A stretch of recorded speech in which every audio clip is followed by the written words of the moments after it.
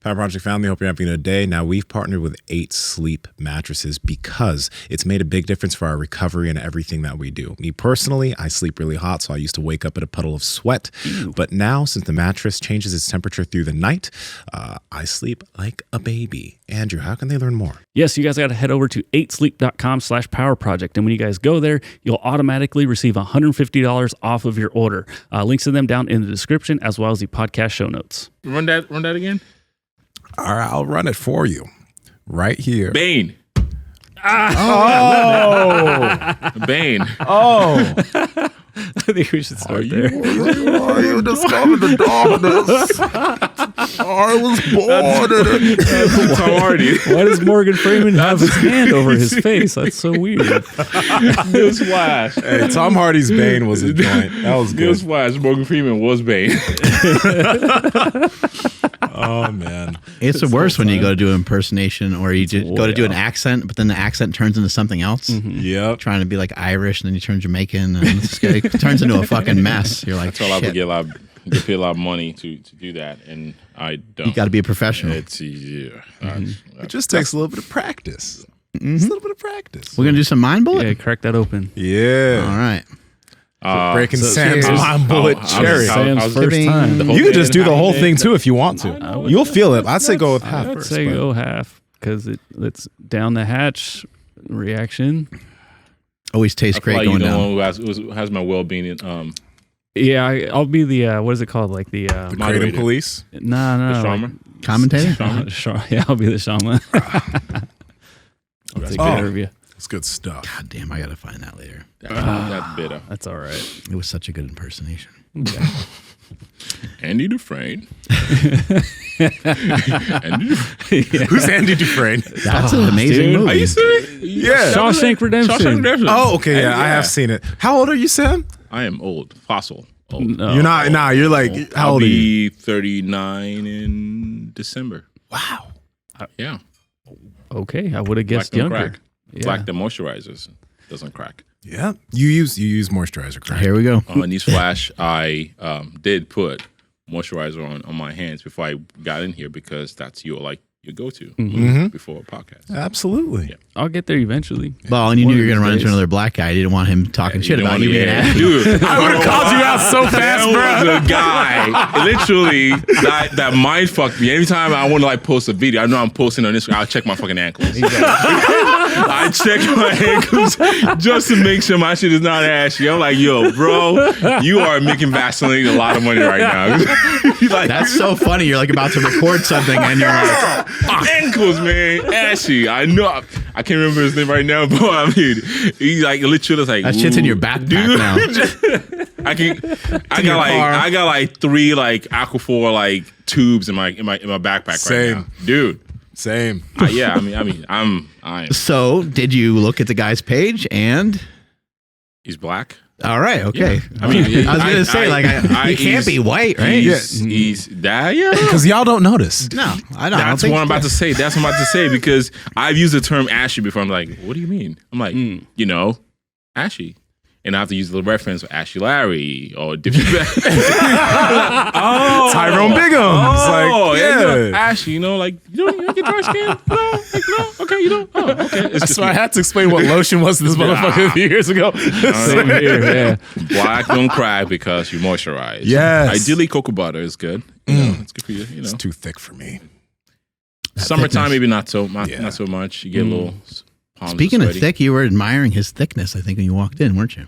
I mean, you were like, yo. It's kind of hard to miss. I mean, it's like a shadow walking. It's like, ooh, like, it's like it got dark in there real quick. He gained like 15 pounds from drinking orange juice last couple of days. I was your bowel, man. Like, I mean, you gotta be. Dog, turn and burn them. Dog, no. What happened was like, okay, so I don't drink juice. We always talk about liquid calories where we're like, we don't fuck with liquid calories because it's just extra calories. You know what I mean?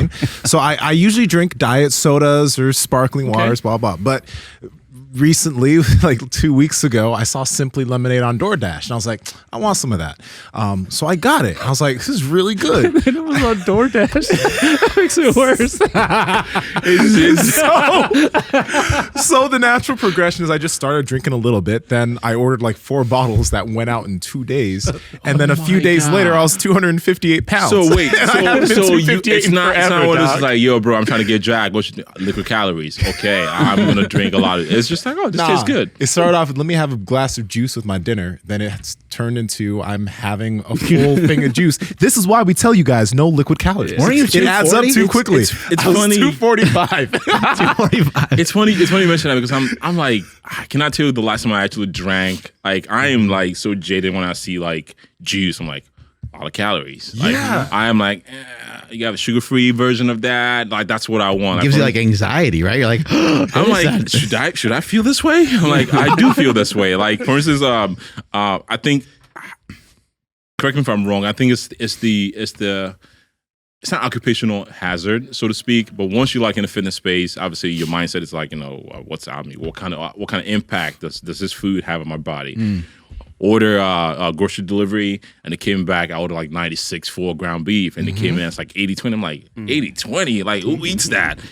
If you go to a restaurant, if you go to a restaurant and get your burgers, chances are it's 80-20. Yeah. The fattier. That's why they want you coming back. Yeah. But if I'm cooking like 80-20, I'm like, who does that? Like you cook it, like you have to drain the fat off, and I'm like, no, like what are you doing? And I put a poll. I'm like, is it me or like? I was like, I mean, am I the only one that does this? Because I'm like, nah, dog. No, I totally get what you're saying. Juice is a totally different thing, though.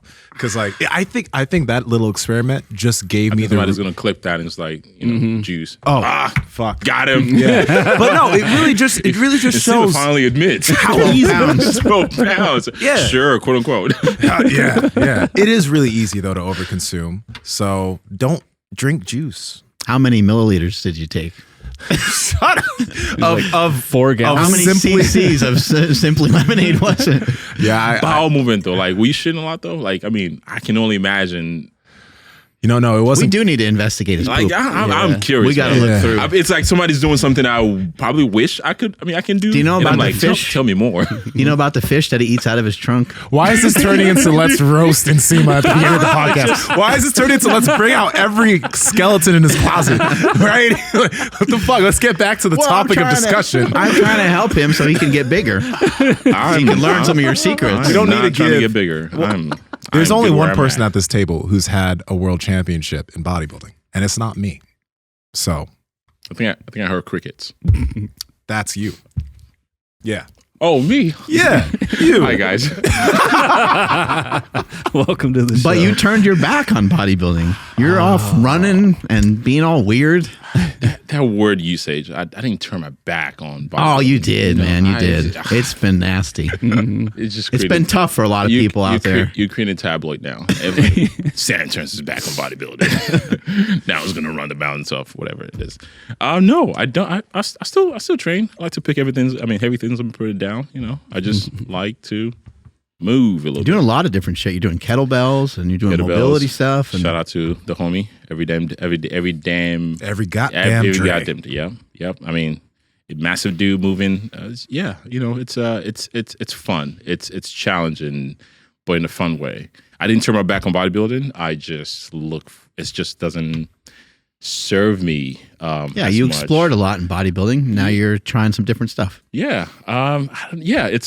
It's something I stumble on, and I'm doing, and I'm finding a joy in just finding a lot of things I'm weak at. How has the change? How has your fans? How have they received it? Have people been pretty positive? Yes. I get a lot of DMs like, hey, I really love the way you like training now, the way you're moving and things like that.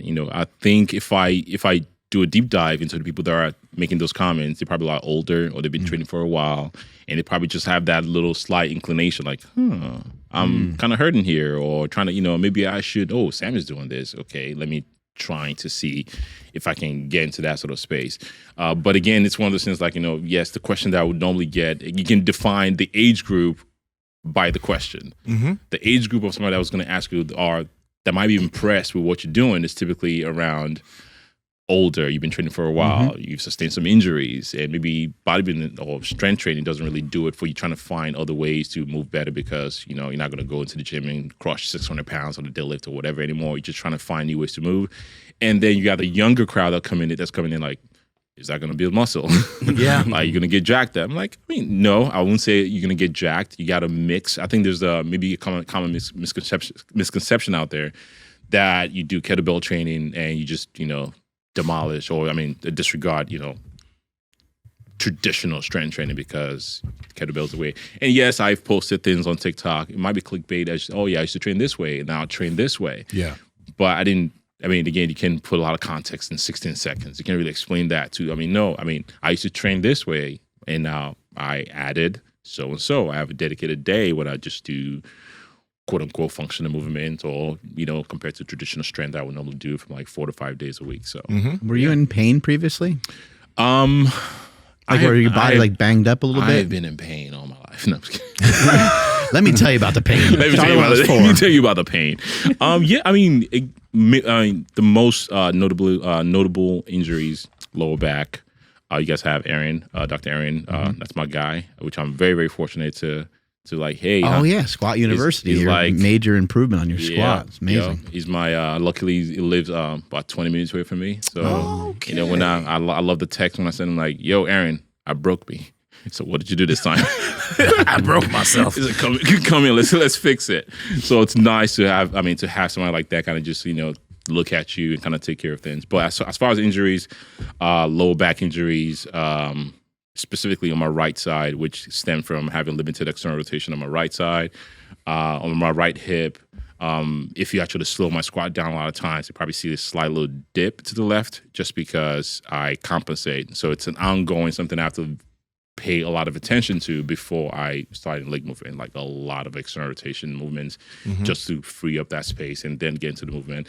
Running, ITB issues that I just sustained like 8 weeks ago.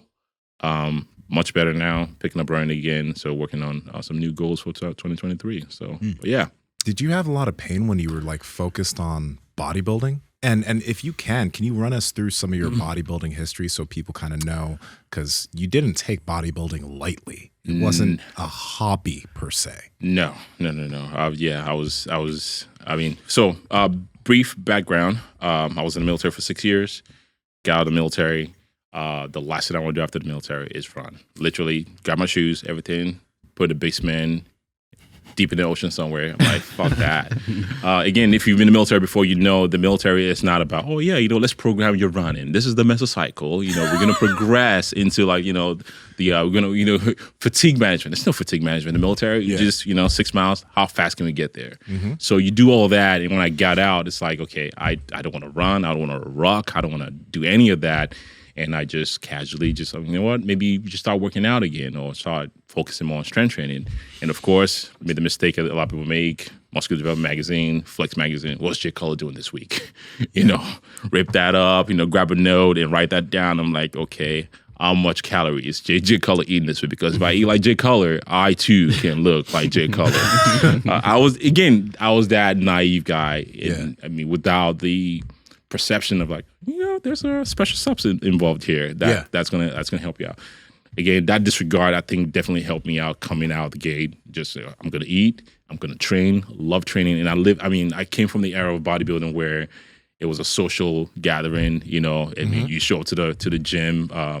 Backstory also is like when I left the military, I was 25, 26 at the time. Went to college. And luckily for me, in the college that I went to, I ran into a homie, Ryan Doris. Yep. I tell the people the story of how I met Ryan Doris. I showed up. It was in contest prep at the time. Homie looking lean as shit. I'm like, okay, all right. Ryan Doris was like, hey, bro, can you spot me real quick? I'm like, sure. Like 225 to 75, just ripping that thing out. Ryan Doris, short arms and okay, that is jacked. I'm finding pictures right now. He looks jacked. So and he asked me, it's like, hey, what, you play ball? Because again, when you see a guy that's jacked in the gym like that, you must be a football player.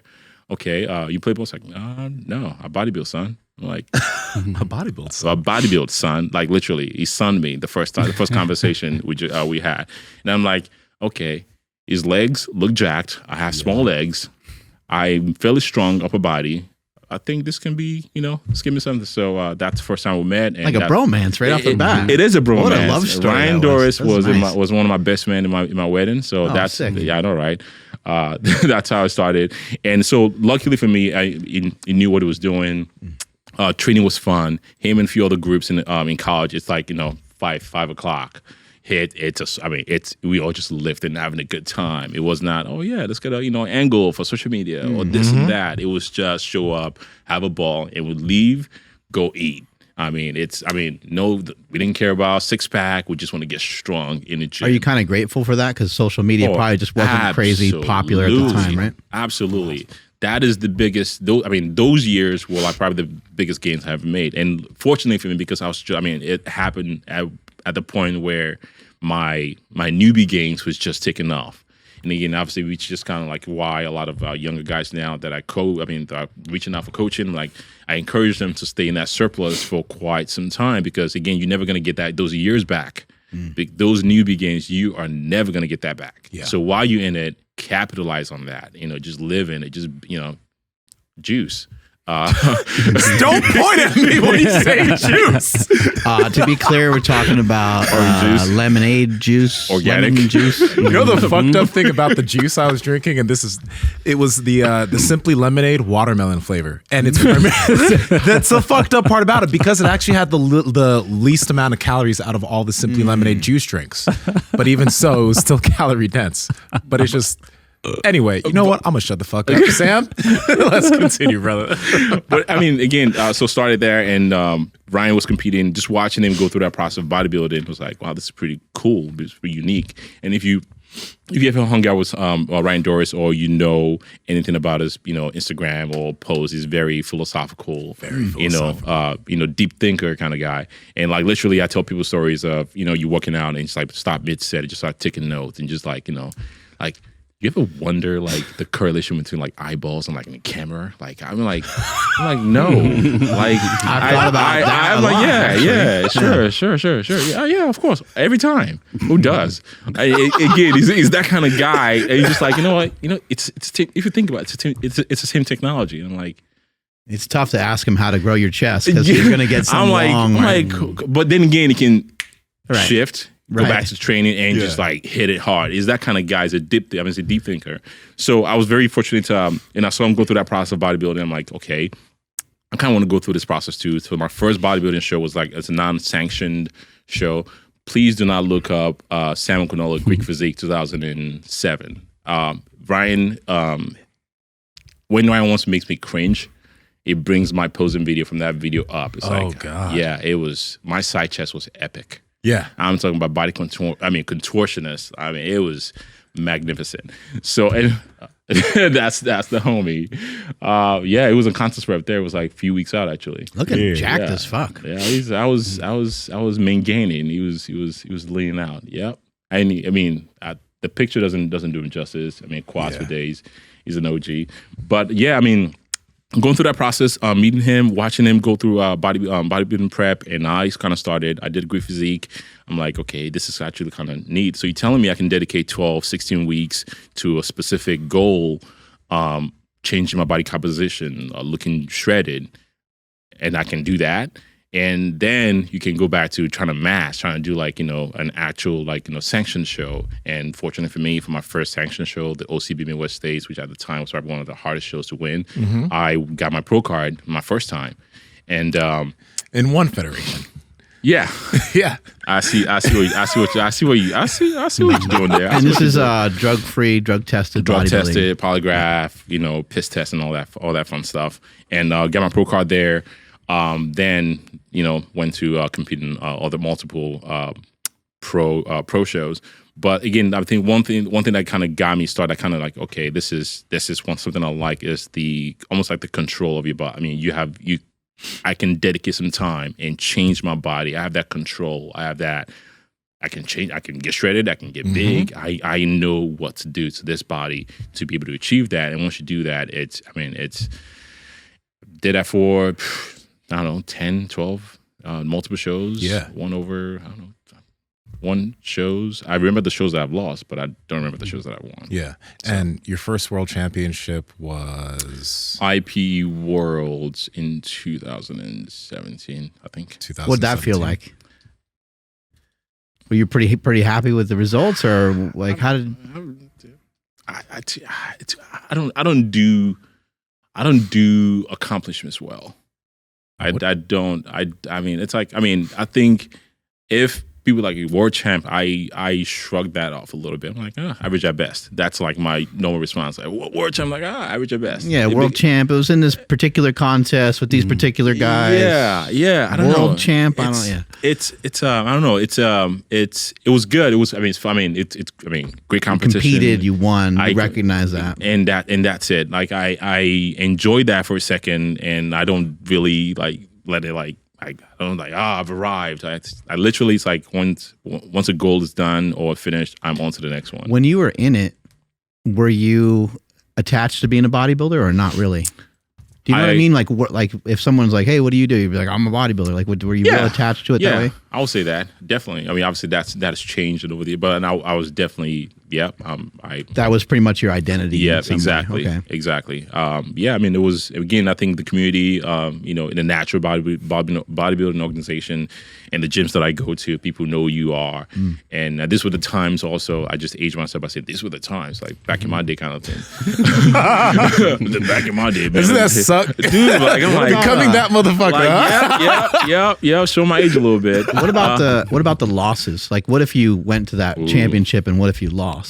Would that have like meant more almost to you in some weird way? Yes. Yes. I mean, now we're finding out. I mean, I remember. I'll tell you a story of my first loss because I remember that like fucking yesterday. Yep. It was sorry, bodybuilding PTSD. Yeah. 2012. It was May. It was the IFPA, Pro North Americans in Minnesota. One of probably, again, another big show when you have like 16, 17 fucking pros in the lineup. You have the pro, you have a heavyweight, you have a lightweight. And I mean, that was my first pro show. That was my pro year.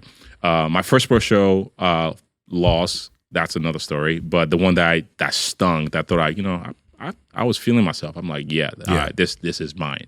And I didn't win. And when you ask the judge, and the judge was like, compare number 24.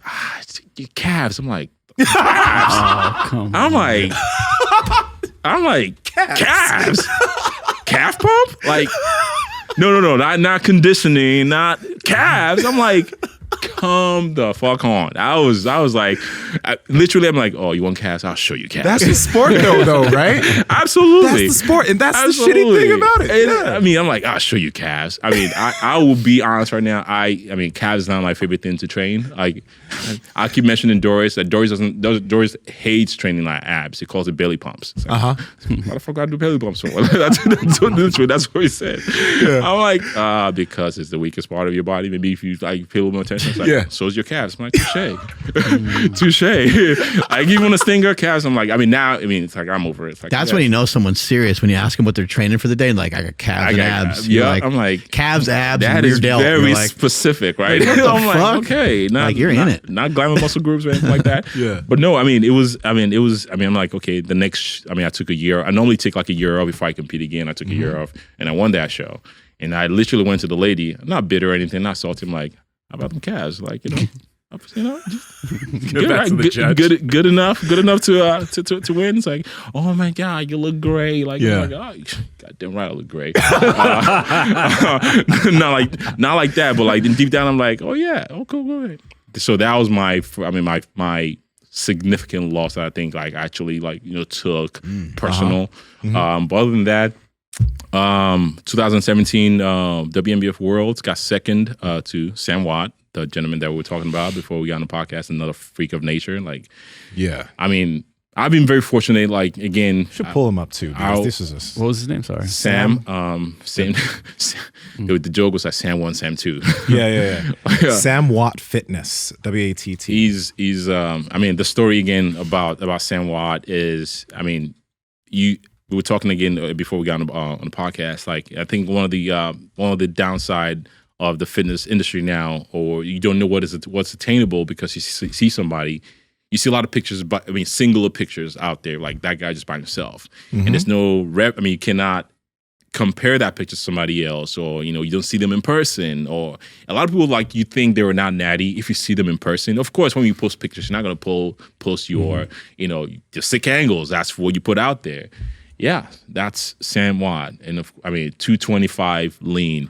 I saw him the day before getting on stage, getting like pre-show like pump up at the gym in Boston. I'm like, yeah, and I showed up to weigh-ins for heavyweights, and it's a drop. I'm like, I'll keep my shit on. Like, it's even though he looks young, he looks like he's in his 40s. Is he an older cat? No. Oh yeah, he's like mid 40s. He's an OG triple. He looks awesome. He's been at it for a while, and he's got a powerlifting background too. I mean, strong. I mean, he is. There is one difference though between natural bodybuilders and the guys that you see doing really, really well. Is that the guys who are doing really, really well? A lot of them are older because it takes a lot of time to gain that muscle, and then these guys have longevity since they're not abusing their body as much. Dexter Jackson is an example of somebody in the NPC who's been doing it for a long time, but you see a lot of guys like Sam Watt, Jeff Alberts, a lot of these guys that are reaching their peak in their 40s because it does take a long time to build that type of muscle. I mean, if you look again, you mentioned Jeff Alberts, and he trains in his garage. There's no fancy equipment. It's literally the simplest setup over time that he keeps doing over and over and over again. What the fuck's the matter with that guy? Training in his garage by himself? I'm like, Jeff, like, call me up, man. I want to hang out. I mean, again, one of the, Jeff, always fun guy to be around. Yeah. I mean, the joke is he's granddad, I'm grandson. That's impressive to go into your garage every day and do it by yourself. That's a different kind of commitment. Like I have 3 gym memberships. I need something. I mean, I got my leg day gym. Yeah. I got my, it's an investment into my mental, it's my mental fitness. My leg day gym, my just, everyday gym, just because, I like to, environment, I like the change of environment. I mean, don't admit, 2 gyms in one day, probably here and there. Yep. Right? I mean, you see him do the same movement over and over and over again. And yeah. He's like 51 or some shit now. So when you were going after like a pro card and those kinds of things, did you ever start to wonder about the other side? Did you ever start to wonder about performance enhancing drugs, or because you were surrounded by so many athletes that were on the natural side and trying to do it that particular way, was it just something where you're like, I don't even know if I ever need this. I'm getting in great shape without it. Man. And again, I mean, so something I mentioned when I first started training or working out was I was so naive. Like, again, I'm the guy opening up, like, the muscle development magazine, thinking I can look like Jay Cutler if I train, or Dexter Jackson if I train and eat like them. I mean, I knew what PED is, but it didn't even like add up to like, maybe. The curiosity was never there. Yeah. And again, to the other point that you mentioned, I was very privileged to be around great looking bodybuilders. They were bigger than me. It just happened to be at your gym. Yeah, not necessarily. I mean, when you compete and you like very immersed in that sort of natural bodybuilding like world, you go to shows to see other people, you see different competitors all the time, and like I trained with Ryan Doris. If you see Ryan Doris, I mean, at his peak at the time, you look, there is no way this guy's not. No, but he was disgusting. I mean, granted, he's a genetic freak. I mean, his brother is a freak Olympian. His older brother ran track. He ran track. So that's Ryan Doris. That's Ryan Doris. He's just a genetic freak, but it's a genetic freak that worked really, really hard, and he knew what he was doing too. It was just like, oh yeah, I'm a genetic freak. I'm not going to do anything crazy. But to your point, yes, because I was so naive the curiosity never I was never curious about it. Because again, it's like, oh yeah, let me see, what I can do with this body.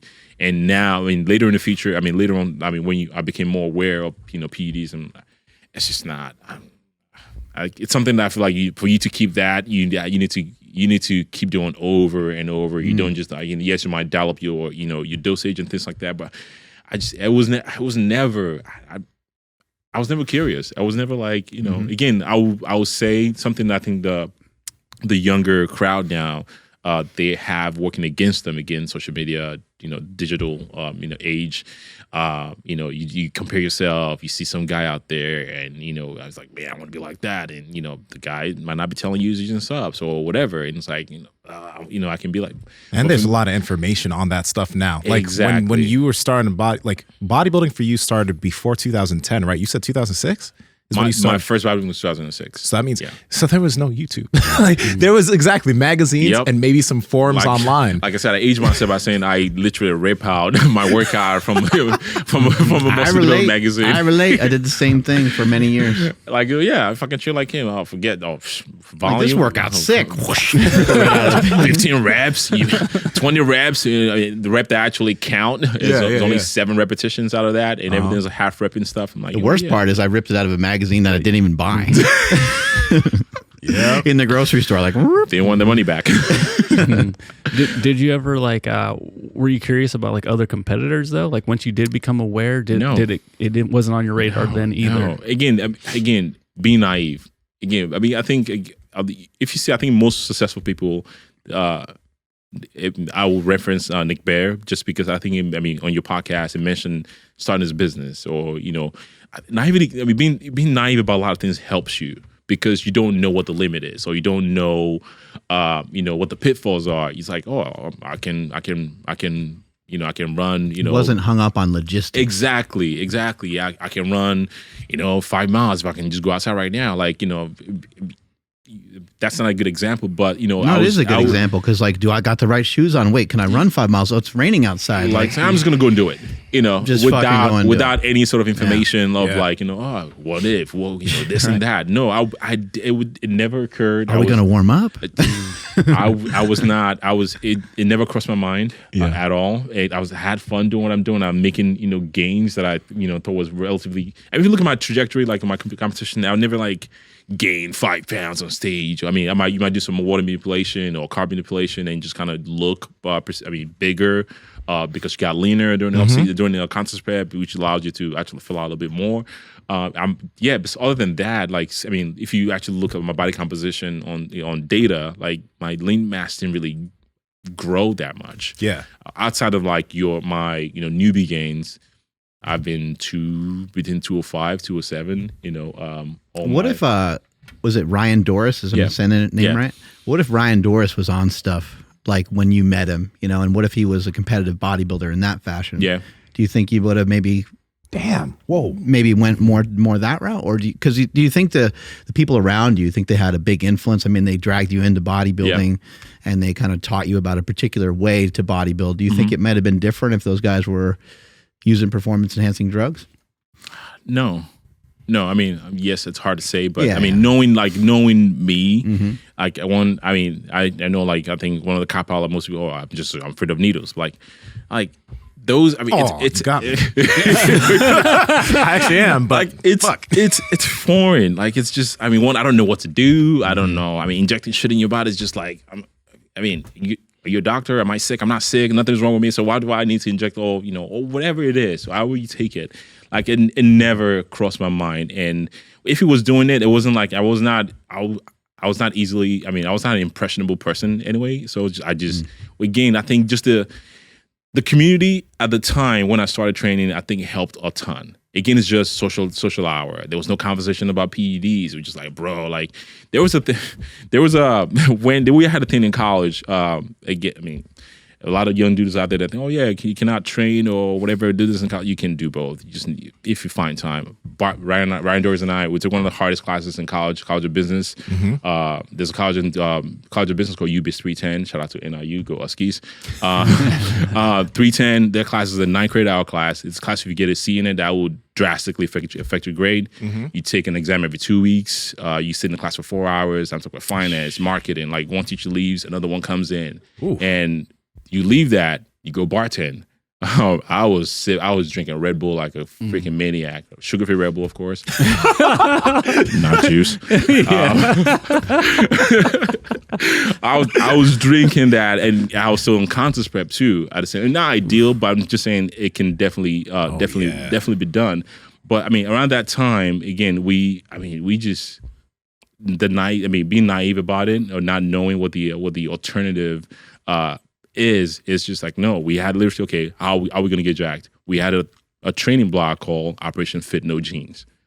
Like just crushed legs. Oh, which worked for me because again, Ryan's leg is jacked as shit. Again, training with him because it's strong. I mean, it was like repping 500 pounds, like, you know, for reps back when. I mean, it's like 2007, 2008, back in the day. Yeah. And, you know, I mean, now it's like people, you see you rep 500, like, oh, that's it? Like, you know, okay, people doing that more than that. But literally, we had Operation Fit No Jeans, and I vividly remember bartending, literally bent over, and I ripped my freaking jeans.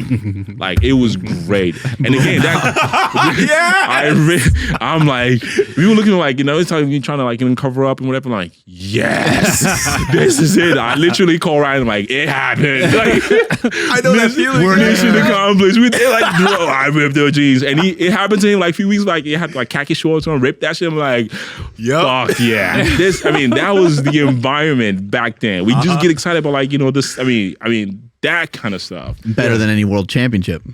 Man. Blow those pants out. Man, it's like, I'm like, yo, manager, I got to go home. I got to change his pants, man. I mean, dude, that pants, I mean, I did not throw that shit away. That was like, I worked for that. Frame that shit. Frame that shit. Sam was here, 2007. Yeah. Oh, man. Sweaty balls and all. Yeah. Man, I mean, that, I mean, it's I mean, that environment definitely helped feel the way I perceive or the way I view bodybuilding or just doing it for the enjoyment of it, really. Mm-hmm. So the gap that you talked about a little bit and the gap that you talked about a little bit is like, there is a lot of knowledge out there nowadays on how to take them. I mean, people probably I don't even know what's all available. People probably go through very meticulously on exactly kind of how to take stuff. And then now you have TRT companies and stuff like that. It's a sexy thing now. So, you could be helped along a lot easier. And that was actually the gap for me for many years, is like, I knew people around me were doing it, but I was also just a kid. So I was like, I don't know, 16, 17, stuff like that. And I was getting stronger, but I was always like, oh, I really wonder, but this is like really interesting. Like these guys are huge. Yeah. And I'm getting pretty big and I'm getting pretty strong and I'm doing better in every competition that I'm doing. But I wonder like what it would be like to do that stuff. And I just really couldn't give it any more thought because I didn't understand much about it. And I heard like some people were like, oh, there's some pills. And then some people were like, there's oils, there's injectables. And I'm like, I don't know, whatever that shit is, I'm probably going to end up doing it at some time, but I'll save it for when I'm older and I can better understand it. Yeah. I mean, I think again, a lot of information is great. Like, you know, being accessible and all that stuff. And at the same time, obviously, it's detrimental because you have some young kid. You know. And again, I think a lot of people probably hide that under the umbrella of, you know, being transparent.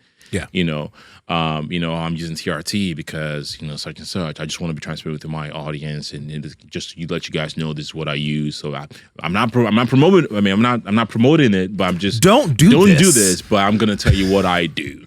And of course, when you know the demographic of your audience, like younger dudes that want to look like you, of course, I mean, yes, they tell not to do this, but too late.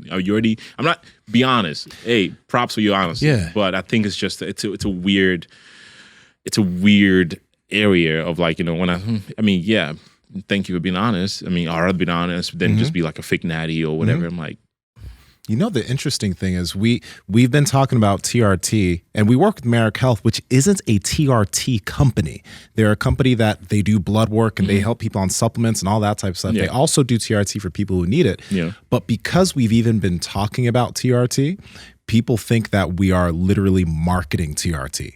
You know what I mean? Or we're trying to sell TRT, which isn't the case. But it's like, if you talk about it, it's like people will assume that you're selling TRT. And it's again, I think one, obviously you're gonna find reasons to justify you taking it. Oh, I feel tired. Oh, must be my TRT is low. I'm not getting good sleep. Man, my test is low. Man, I just feel foggy. I mean, my test is low. You know, it's like the thing now. Like, yeah, I mean, if you get older, I mean, it's called life sometimes, right? You know, you just get old. Do you think you would, if you were on your 50s or whatever, and your test was lower and your performance wasn't where you wanted it to be, would you consider TRT? I mean, if it's something that's like negatively affected my health, I mean, Possibly, yeah. Yeah. You know, but I mean, I just don't. It will be a last resort. It would have to be like detriment, like, you know, bro. Like doctor's like, you know, I think we need. Like, yeah, you're not gonna make it. I mean, that's morbid, but I mean, again, I think there's a tiny percentage, of course, people, you know, if you go through, you know, chemotherapy and things like that, you know, I have clients that on TRT just for general health purposes, just because, again, it's just in the shitters, in the tank, just multitude of reasons. But I think a lot of people just find the easiest way without really doing, like, you know, your simple steps, you know, sleep, you know, just, you know, work out if you don't normally work out, or, you know, maybe you're working out too much, you know, Get some sun, you know, a lot of other variables, things you can change, but people are just so quick to just jump to that TRT. and those habit changes also those changes don't make an effect immediately. No. Like if you're someone Takes time, yeah.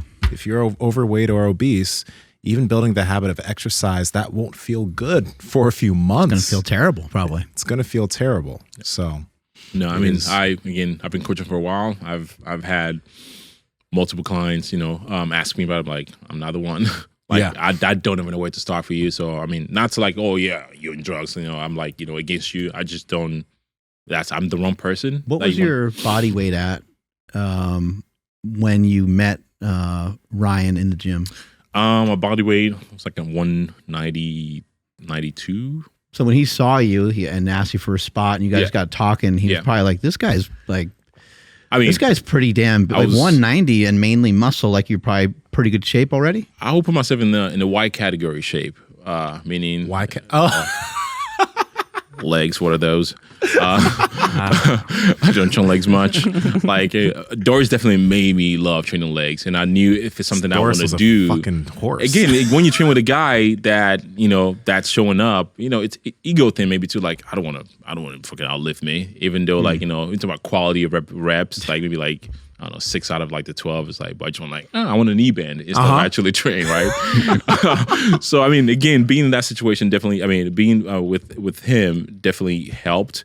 But 190, 193, 192, I mean, I had a dedicated bulk. I mean, I was there. I mean, what'd you get up to? Because I've seen pics and you looked like you got. I mean, I took body weight as a badge of honor. I was that guy. Like, oh, I'm spilling out of my t-shirt, but a lot of it is fat. Yeah, you know, I'm talking about like China King, like China buff. What was that weight though?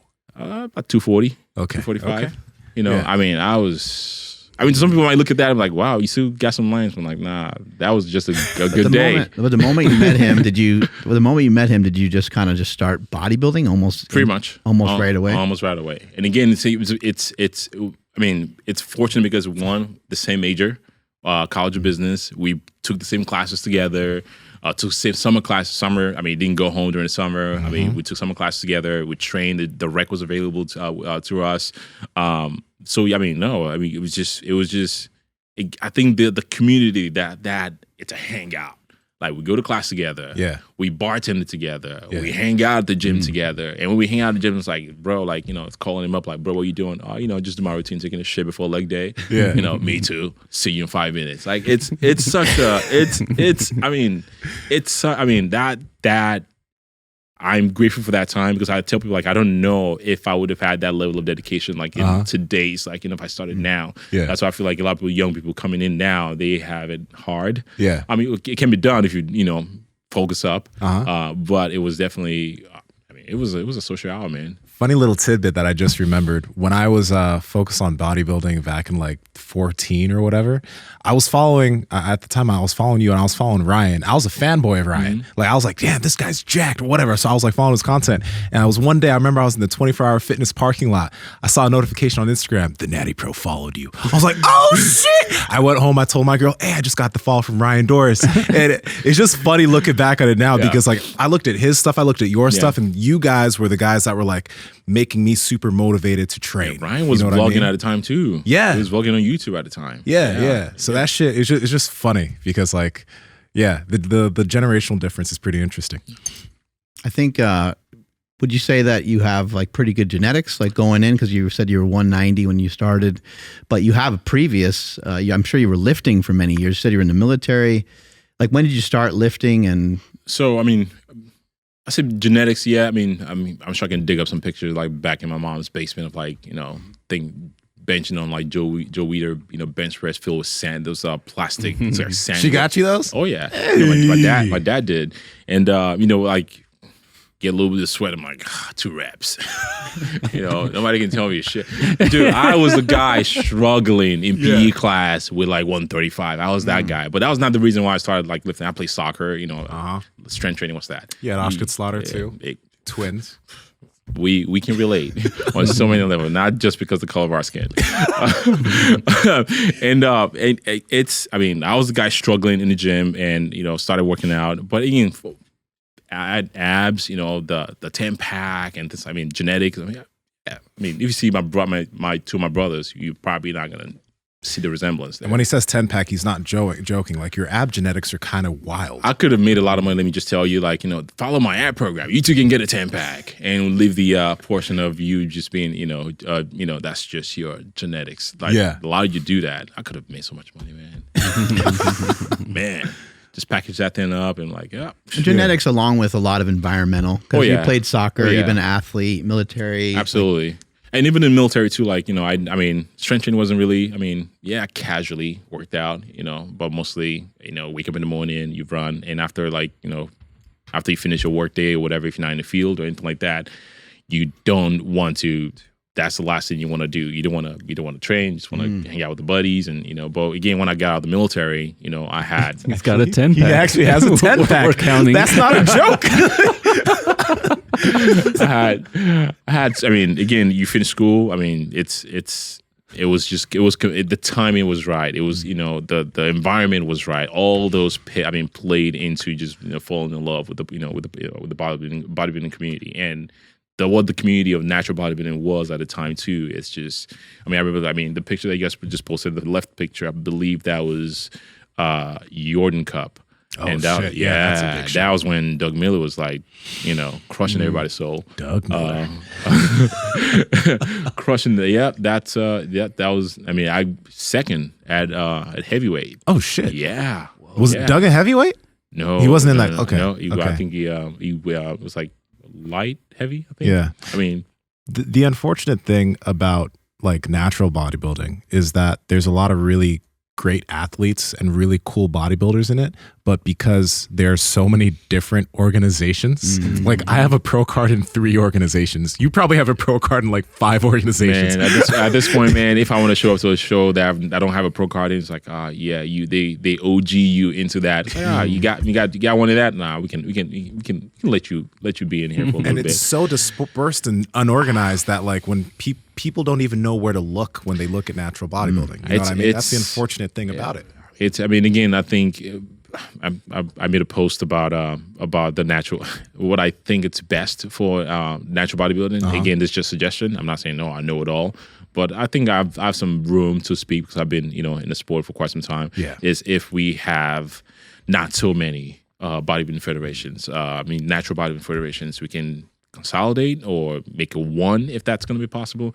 But I understand the difficulty of doing that. I think, again, a lot of, rightfully so. If I create something like an organization, I'm going to tell people my organization is the best. All those are just the second best. But realistically, though, we all know who the best bodybuilding, federation. WNBF, if you're interested in doing natural bodybuilding. I thought I was going to have a few clients competing in the, shout out Matt. Matt Burke's competing on bodybuilding show in a few weeks from now. I have a joke with the promoters about WNBF. Anytime I compete in the world, they always have it in cold places.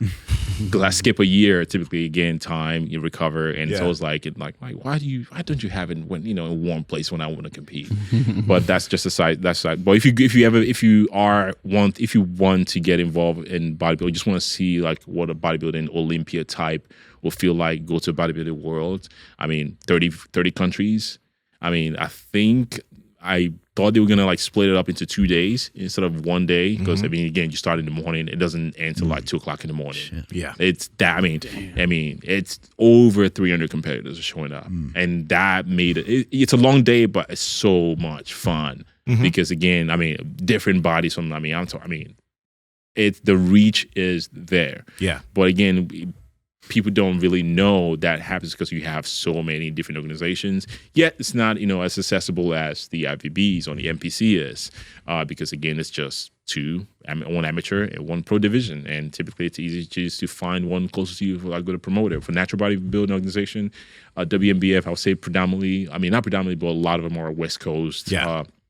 Some East Coast too, not so much in the Midwest. And you have a certain, federation, the OCBs might be a little more kind of just scattered all over the place. Yeah. But if we can find a way to consolidate that, I think it would definitely help. And some megaphones from the younger-ish people that are coming into the fitness or the bodybuilding space, that social media or things like that. But unfortunately, a lot of the OGs, they just want to compete and I don't do this social media thing, or I just want to lift and mind my business. Have you been called out before by Greg Doucette, Natty or Not video? Talking about calling out, I don't get called out that much. I don't like that. It's kind of fucked up. Yeah, I'm like, I ain't working. I am trying hard here, man. Come on. A guy called me out on one of my.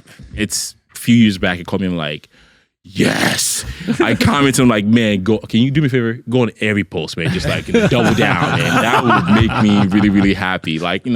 Again, when you know what you do is what you do, in a natural way. It's not that shit doesn't bother me at all. I don't give a fuck. I'm like, please. But when you don't I'm trying, guys. Guys, where's my Natty? Where's my Natty or Not video, man? But I would say shout out to Jeff Nippert, when I did after the Mayhem show. Yep. I shot a video with Jeff Nippert, and of course on the platform, platform. There's no way that guy's natty. I saw those comments. The comments, the validation people use for Natty or Not is just bonkers. I mean, I'm sure you heard it all. It's too lean. Nobody can get that lean. I'm like, have you been to a natural bodybuilding show before? Are you kidding me? The fact that you're natty alone makes it easier for you to get leaner because you don't have any other variables you have to account for, or in terms of compounds and things like that. That's why you see a lot of people a lot of this. I mean, IVB pros, people that are on subs, they might look good a week out, but you just push too much. So much that you're trying to, but when you don't have any other additional, variable, just, manage stress, turning down, carb up, make sure your body looks a little bit healthy. Look at Berto. He's going to be here pretty soon. That dude is putting on a freaking clinic this year. If you follow any of his YouTube videos of what this concept, if you don't know who he is, you live on a rock. In terms of knowledge base, him, the 3DMJ, that was your first coach, right? Berto, yeah. He was my second coach, and I learned a lot from him. Yep. He's great. I had Berto for a short stint, and I remember the conversation I had with him, hey, you wanna prep me? I was like, why? I'm like, I think I can get better somewhere. It's I was already kind of lean. I took an L in one of the shows that was the show Jeff Alberts beat me in. Oh, and he granddad tells me, it's like, you remember that time I beat you in Kansas? I'm like, I do remember vividly. Yeah, I remember so much. I'm like, I'm gonna talk to Berto. I need you. So Berto actually prepped me for Jordan Cup. They were prepping for a second show that I did that year, and I then worked with another coach for Jordan Cup. Okay. Of that year, but no, it's pulling up a clinic. I'm sure. I wonder if Greg doesn't call black guys much. We talked about this. That's what I'm wondering. Yeah. So I'm wondering what you think about Natty or Not, just in general. So the reason why Jeff Nippert, after that video, I was watching More Plates, More Dates. Somebody just tagging me like, bro. I'm like, what's going on? Bro, Derek, More Plates, More Dates, talked about you. I'm like, oh, he did. So it was like a video searching what Google recommended as the natural bodybuilding, and he pulled it up, and when he typed in the name, it was a thumbnail of Jeff and I for the video that he did, and it kind of just did like a 5 minute. I mean, it's like my 5 minute fame. Like, yes, Yeah. we've arrived, boys. We made it. We made it. So that 5 seconds is like, you know what? It's one of those like, yeah, you know, back in my day, I did play in the NFL. You know, one down, that's it. You know, it's like that was my one down. I'm like, yep. Yeah. Nobody else, like, no. I mean, please, call me out. I love it. I look forward to it. Well, let me ask you this, man, because like now you've been running quite a bit for quite a while, and your training's different. But first thing, were you at all afraid of losing muscle as you started developing more as a runner? Because that's what most people are, you know, scared of. They see Mark running, they see a bunch of people running, and a lot of creators are even making videos of why you shouldn't run. So first off, why'd you do it? And are you noticing change? Why did I run? Yeah, why'd you start? So, I mean, your background, my background, play soccer. I mean, it's, you know, was in the military, ran, got out of the military. I'm like, nope, not doing that anymore. Bodybuilding.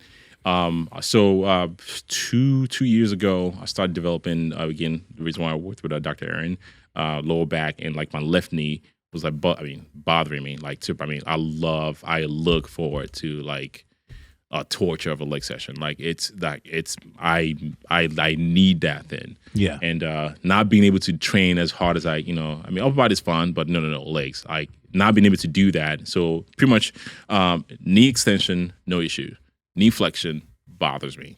So running was like the only hard thing that I can do in my training that kind of not mimics leg training, but just giving that the suck or like, you know, do something really, really pause. I was about to do something really, really hard. I was to segue with that. I'm like, don't clip that. But so I started, you know, running a mile, 2 miles. I'm like, okay, like it wasn't too bad. I mean, the first mile, the worst pain ever. I'm like, oh my God, never gonna do this again. Yeah. 11-minute mile, some shit like that. I mean, it was like great. But again, I need to find something that resembles that. And the more I do it, the more I say, okay, it was difficult. It was never easy. Till this day, it's still not easy running. Yeah. But got into it, started picking up, and my wife, she's again, if you put my wife and I close together, I'm like, yep, that's a runner. He's not a runner. What is he doing here? Yeah. The gym is that way. Yeah. That's what I would get. And it's something that we've always wanted to do, like just run together. And so we just pretty much trained together for like a half marathon. And that gave me like, you know, something I want to do with my wife. You know, if at the time it was just like, oh yeah, I'm just going to do this training. I mean, if that's that and that's that, and just, you know, get back to strength training. But the more I do it, I'm like, I kind of like this. Like, you know, what's that feeling? Ooh, like, you know, what's that challenge? So it became more of a I'm a newbie at it as something again. Strength training, it was just like, I mean, I can do this with my eyes closed. I coach people. I know what I'm doing. Yeah. You know, outside of like, you know, kind of just, you know, you don't have to force me to get out the gym pretty much. But I still stare at my shoes like till like 20, 30 minutes. I'm like, oh, do we want to do this? You know, the first mile I'm like, we should cap it. You know, yeah. But I mean, again, after you finish, the feeling of that is great. So that's why got started into running, and you know, it almost became a routine. Like, you know, I know the difference when I run during the day that I run and the days that I don't, in terms of mentally, how it makes me feel. Progressing into that and segue into worrying about losing my strength or losing size, because being a coach helps. Because again, you have to, specificity when you're training matters. And the specificity at the time was not running focus. I was trying to blend that, and I understood there's a possibility I'm going to lose some strength or I'm going to lose some size. And that's something I was completely okay with, just because I was getting this newbie feeling, new high feeling of that. But again, I didn't want to just like, you know, oh, well, I've worked so hard for this muscle group. I'm just going to peace out and just not care about that anymore. Yeah. Protein is still up there. Managing recovery when I run, like higher calorie day when I have my big runs, not really caring about calories at all. I need to eat a ton of food. Yes. Recovery, protein never wavers. But my strength training, when it comes to the way I designed it, of course, my maintenance, I went to maintenance volume on leg training. My upper body training, I was still kind of, you know, pushing it relatively hard. maybe not just like 2 days out before like a long run and stuff like that. And I program to where I'm gonna scale back a little bit just to make sure, or movements that's not gonna be causing a lot of systemic fatigue. Yeah, that's gonna prevent me from being able to perform, my big runs. So I was never worried about losing gains just because. You know how to manipulate the variables. I know how to manipulate the variables to get what I want from it. Of course, I'm not, and I know if I go into it like, okay, I'm gonna eat a ton, I'm just gonna train hard, like I want to keep my strength gains, I'm just gonna wreck my shit altogether, which puts me out of the game completely. So I have to come to the understanding, okay, how do we want to adjust this to be able to do both? Yeah. So no, I mean, again, to your point, I think that's what a lot of people are scared about. Like, again, running makes you lose all your gains. You can manage that. Yeah. So. Power Project family, how's it going? Now, we talk all about strength on this channel, but strength starts from the feet. That's why we've partnered with VIVO Barefoot shoes for over a year now. Now, VIVO Barefoot, unlike most shoes, number one, they look great, but number two, they're flexible. They're zero drop, and they have a wide toe box. If you wear these shoes over time, your feet will get stronger. Now, if you guys want to get some of these shoes, head to vivobarefoot.com/powerproject. Use code POWERVIVO20 at checkout to save 20% off your entire order. Enjoy this clip. I think a lot of times too, people don't realize a lot of everything else about you changes too. When you change what you're doing, your mindset shifts. There's like changes all around, like even maybe some of the music you might listen to, like the music you listen to for lifting. There might be certain nostalgic things that you like when you lift versus when you run. Absolutely. Like there's so many other aspects that change that are, that maybe people don't realize. And a lot of questions I get are like, oh man, do you feel weak? Like, did you lose strength? And I'm like, yeah, probably somewhere, but I don't even have any idea if I lost strength because I don't even do the same exercises. Or if I'm going to do the same exercise, I don't really do them the same way anymore. Yeah. I mean, you spot on to the music part. Talking about, so I did a 12-mile run in Montana while I was visiting Flagler Field.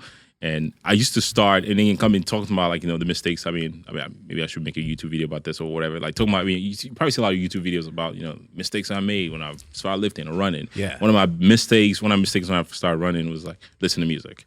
And I know it's still, again, maybe running like a mile here and there, like, I'm just going to put my music on. I just get jacked up. Of course, when you put a playlist together, you put a playlist of music that you enjoy, that want to get you through it.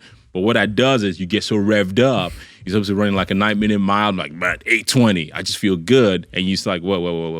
But you still got like, 6 more miles to go. You need to be in that in that range of to be able to finish the workout. Yep. So again, short miles, it was great. But the longer the miles got, the more I'm deviating from listening to music and just trying to be aware. And this run specifically, I know exactly what's going on. If you see like my hands moving, I was listening to military airborne cadence. Okay, so tell us what exactly is going on in your ears right now? Because when you told me this, I'm like, you're crazy.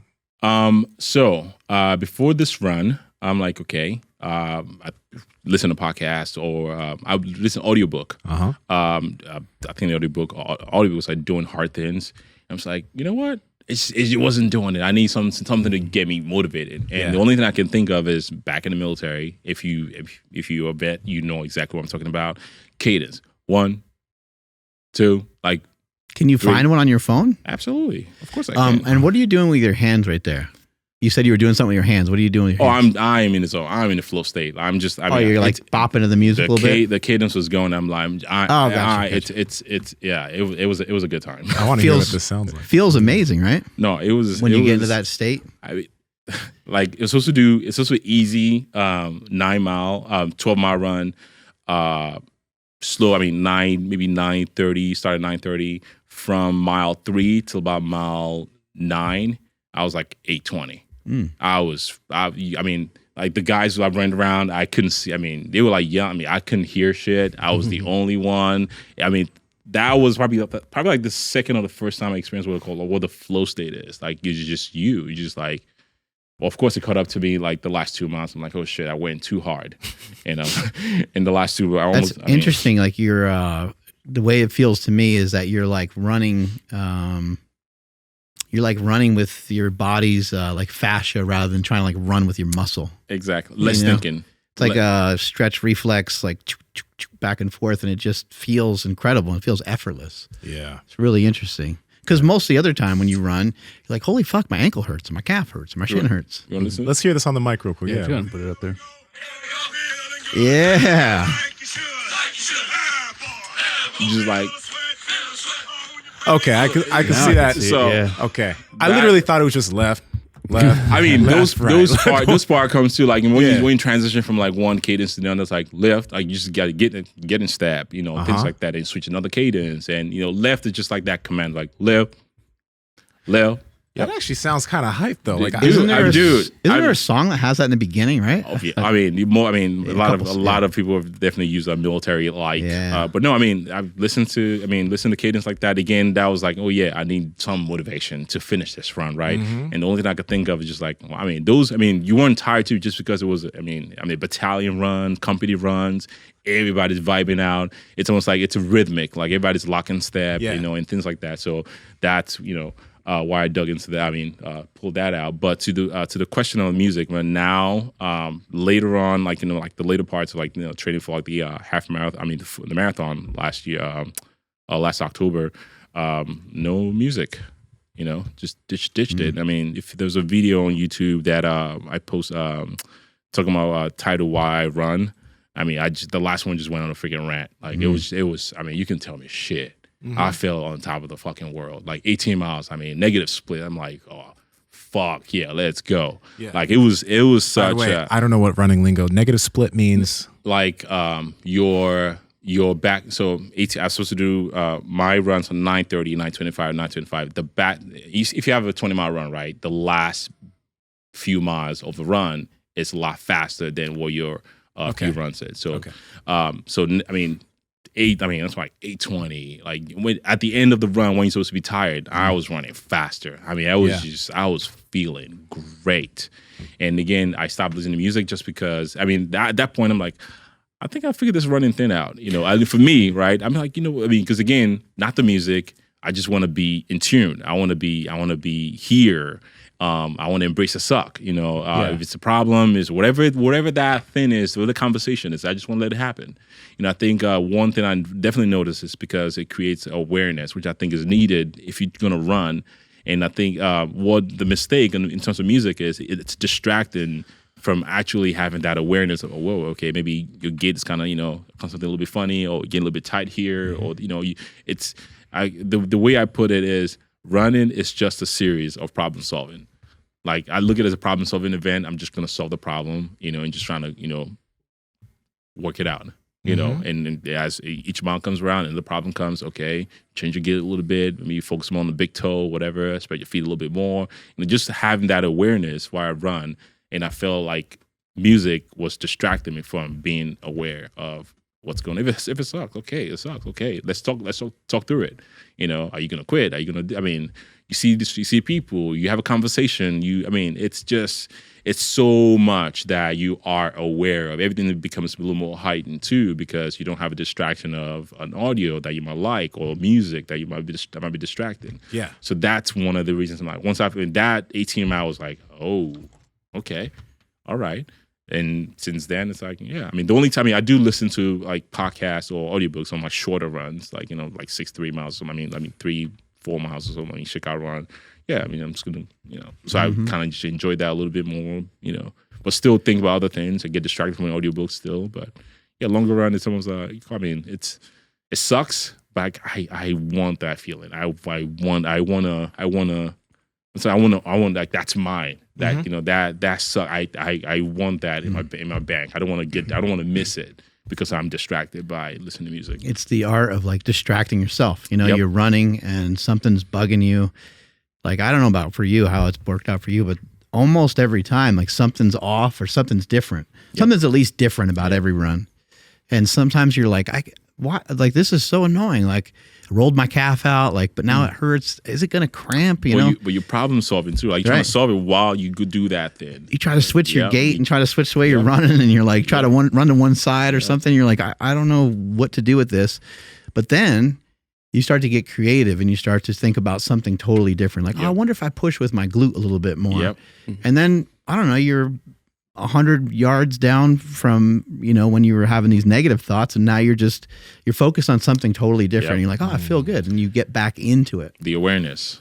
I mean, that's the only thing I can literally put out. It's the awareness of, Nick Barrett. I mean, like, it runs because that's where the problem typically finds them, right? And you're trying to solve it too at the same time. It's just, I know for a fact the reason why I love it is because it's my time. It's me. Again, you have family, you have work. I mean, once you're done, it's like, okay, I have that time. Then I can, which again, you can consider all the other things that you have in life as some sort of distraction from you, because you're not really you at the time. You're just giving yourself to others. Yeah. So that time alone is just, whatever it is I'm going through, I just want to, just me, just, be me, and, whatever that conversation is, whatever that feeling is, whatever that task you have to do later that's bugging you, the problem you're trying to solve, it finds you, you sort it out, but at least you are within yourself without any other distractions. I like what you're saying about the problem solving.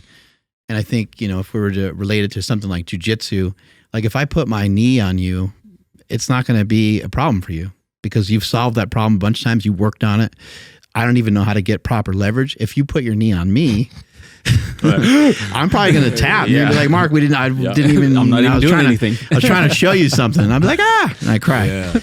So it's like a series of problems that jiu-jitsu is interesting because you got somebody else to worry about. Imagine that on your run. You got somebody else to fucking think about too.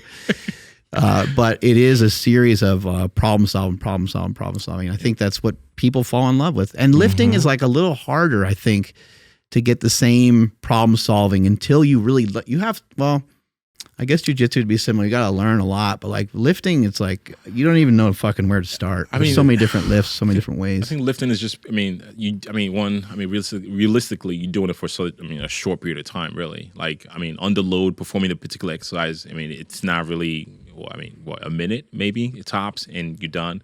And, maybe you're trying to think, okay, how was that? Or, how's that effort? Or that's about it. It's not, unless maybe things like, I think there's something to be said for a cardiovascular tasking workouts movement that brings that out of you. Unlike strength training, I will compare it to that. So maybe CrossFit, for instance, you're doing this like EMOM. You work and exerting yourself, exertion in a way that's just consistently for a long period of time. That's where you're trying to, again, you have the conversation with yourself. You question yourself. Can I finish? Oh, I need to, tap into this to make sure I have enough grit to finish that. It's a bunch of stuff going on for a long period of time because it's a timed event. You have a time that you have to finish if you're running. It's a timed event that you have to X amount of miles. Strength training, I'm sure you can probably think about it and find whatever you can grab out of that and translate that into like strength training and make that, derive that kind of feeling from that. But it's just harder to do. The focus is not there. Short period of time, you're done. Okay, I'm done with that. Moving to the next movement. So when you're done, it's like, okay, cool. I log my book and I'm out.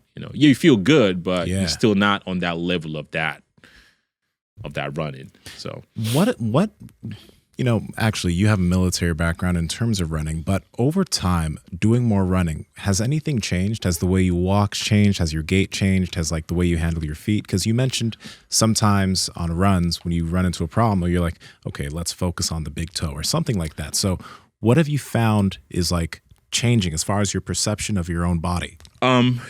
So running has shifted again. The way I train too. It's almost like while you're running, trying to figure this out. Obviously, you start to get into like this wormhole of trying to figure out, okay, this is what I'm hyped about right now. I need to figure out how can I be efficient? How can I be better? Is my form better? The same way you probably strength train, like, okay, instead of just adding more volume, how can I execute this movement better to get as much stimulus as possible from this particular movement, but instead of just like adding more, volume. But running again, because it feels like a totally different space, feels like a totally different movement. For me to run better or run efficiently, I need to be aware of these things. I've never really used to pay attention to how my toes or, how I need to spread my toe. Like, the big toe is like a big, massive, thing that contributes to how you move. Paying attention to those things or kind of trying to be aware of it. If I wasn't running, you feel grounded, tripod stand when you squat and things like that, but that's about it. But like repetitive movement, and trying to be as efficient as possible. Okay. Again, you know, having ITB, I had ITB issues. Okay.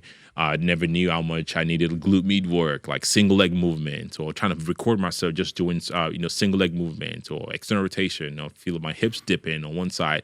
If my hips are dipping on one side by just walking or just performing like a stationary movement, imagine what that impact would be from just running alone, which again could lead to a lot of injuries. So the cool thing about running really is just like presenting a lot of flaws in the way I move, period. Ooh, right. Yeah. Again,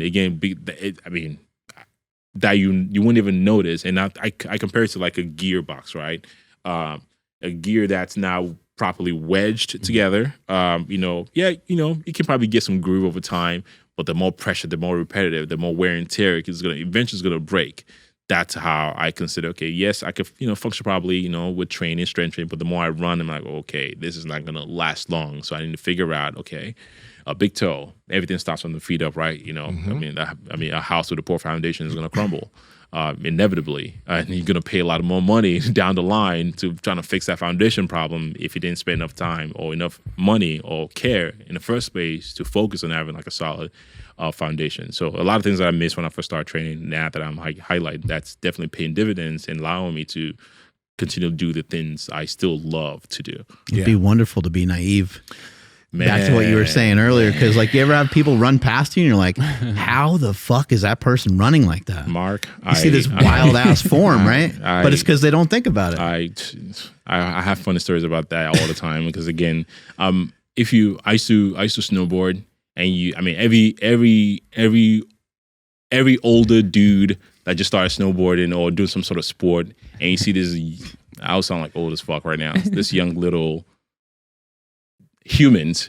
I'm talking like, so picture me, okay. Oh yeah, little kids. Little kids just like shredding. Like I'm talking like, you know, 5-6-year-old kids to like, what time is it? Time to get extreme. They just, they're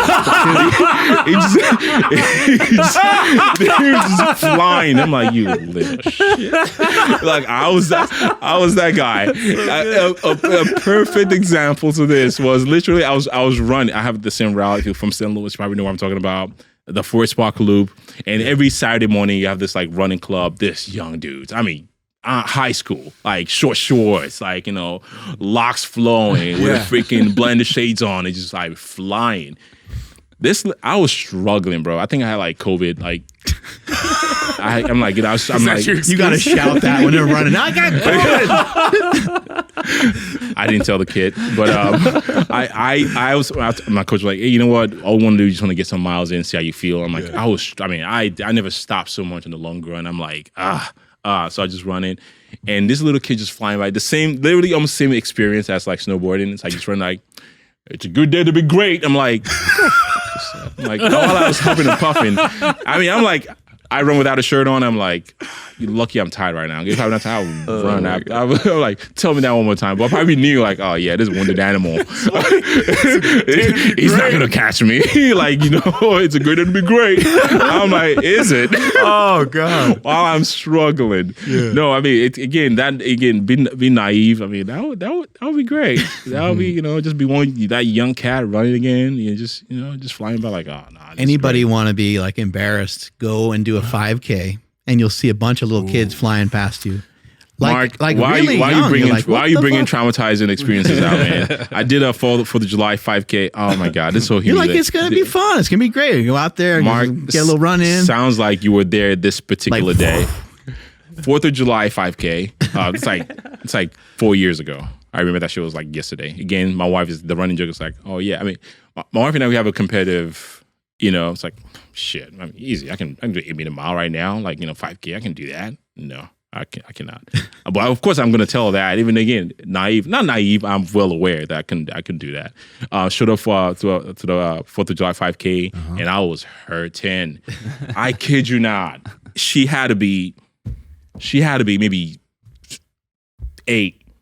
So she was running. She stopped, and I thought she was like, I mean, she was hurting. She's okay. I'm like, oh my God. I was looking for excuses to slow down or just stop. I was like, oh yeah, young girl, like, you know, are you okay? Oh no, I'm just tying my shoes. Yeah. Took off. Yeah. And I'm like, that was like, you know, that was I'm like, oh, yeah, okay, bye. See you. Yeah. flying right past and it. she came out, I was like, oh, you look good out there. I'm like, how old are you? Like 8. Uh-huh. But she knew oh yeah, I heard that man. I heard that man's soul. I did a 5K not too long ago, and I was getting towards the end, and I'm like running, and I'm like, I think I'm going to try to catch up with this lady at least, you know? Then I'm kind of like, man, I think she's pretty old. Like, this is fucking crazy. So I get next to her and she starts speeding up. Oh, and I'm like, I'm like, there's no way. Like, I gotta beat her, you know? So I start getting ahead of her and she starts kind of fighting back and forth. Oh, and my she's getting goodness. closer and closer. And I finally just broke the band away from her a little bit, right? And then I finish and she goes, I was so insulted when you ran past me because I was like, that guy's not a runner. She's like, I should definitely be able to beat him. And I was like, hey, if you don't mind, that story ends that way. That she came up to you like, I was like, if you don't mind me asking, like, you know, what's your age? She's like, I'm 63. I'm like, all right, good. I beat up on a 63-year-old woman. Yeah, you're the worst. Feeling super accomplished. Right. Man. Damn, you're fast. I think you know what's funny? You guys getting into running, I'm doing running a little bit. Like we're all doing a bit of running, but it's funny that like people will probably see you guys out running, right? And they'll be like, huh, damn, I'm a way better runner than that guy. And you fucking look the way you do.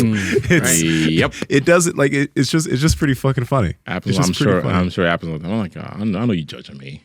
I see you judging me. It's just fun though, because you know that like maybe, you know, a year, 2 years, 3 years, like you're going to be better. Yeah. You I keep know. getting better. I mean, And the times that you're shouting out, those are legit times. I mean, that's moving really well. I mean, luckily, you know, again, it's not something you're doing to be cool or to please others or running. I feel like running is like becoming maybe just my feed. I feel like a lot of dudes are like, when I see that, I get salty. I'm like, let me see your running programming. Like, are you actually programming running? Like, oh, let me get this cool shot for the gram real quick. You know, like I'm not see that. I was like, You said there's a lot of people who are just sprinting to get that still, and then they're out. I'm pretty sure I've made that comment on my on my story a few times. And I'm like, you know what?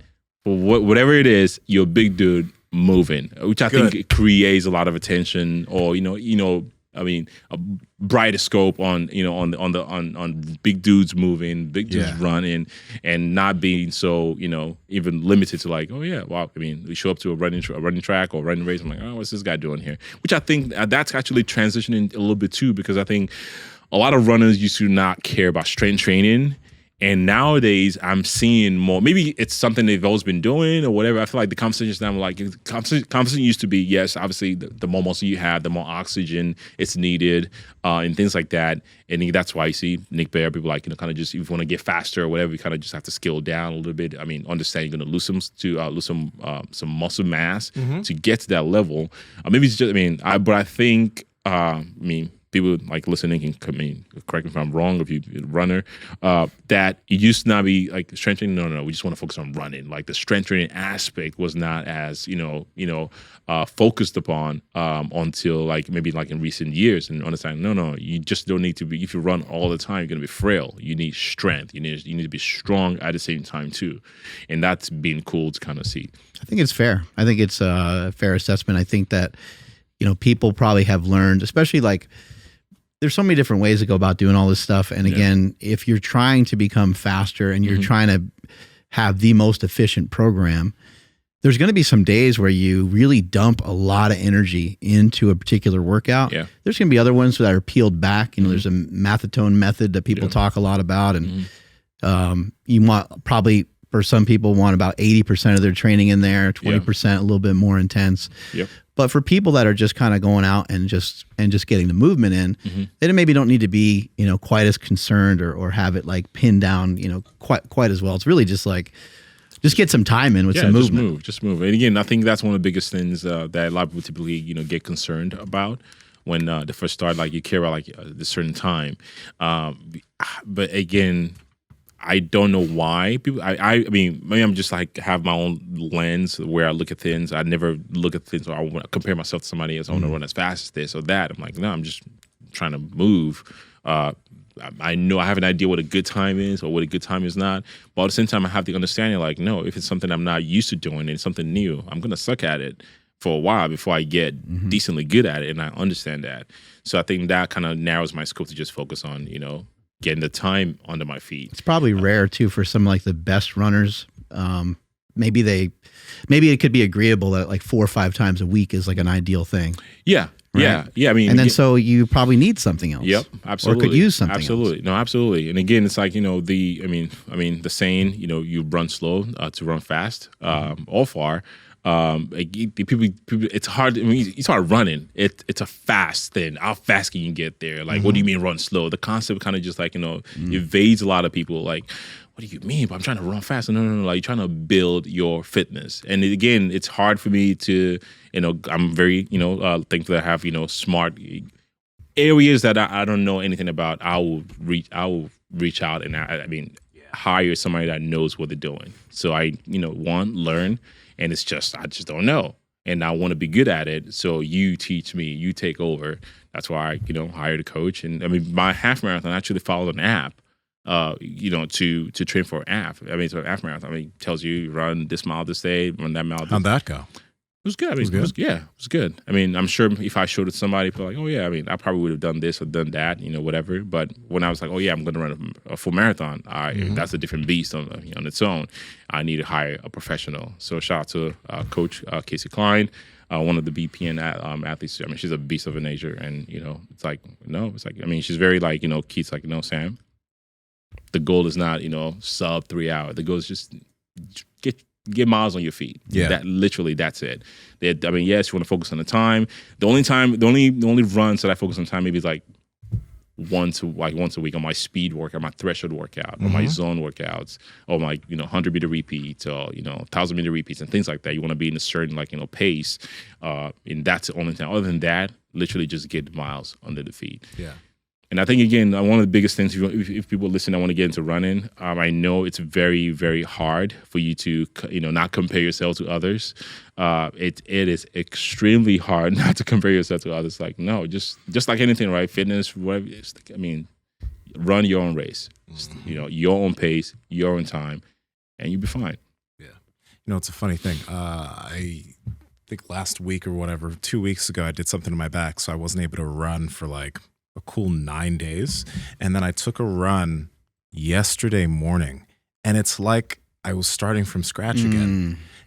I'm just wondering, is that normal for it to feel like, because it felt like the first mile, I'm like, what the fuck? And then the second mile that I did, I just started doing sprints. And I just did a sprint, and then I just walked a bit, because I was just like, fuck this just doesn't feel good. This slow shit. Is that like, do you guys? I mean, I can relate with you again, because I took that, you know, 8 weeks off because of IT ban, and I came back, and you know, that naive, like, oh yeah, but I was crushing like 18, 20 mile runs, like, you know, I should be able to.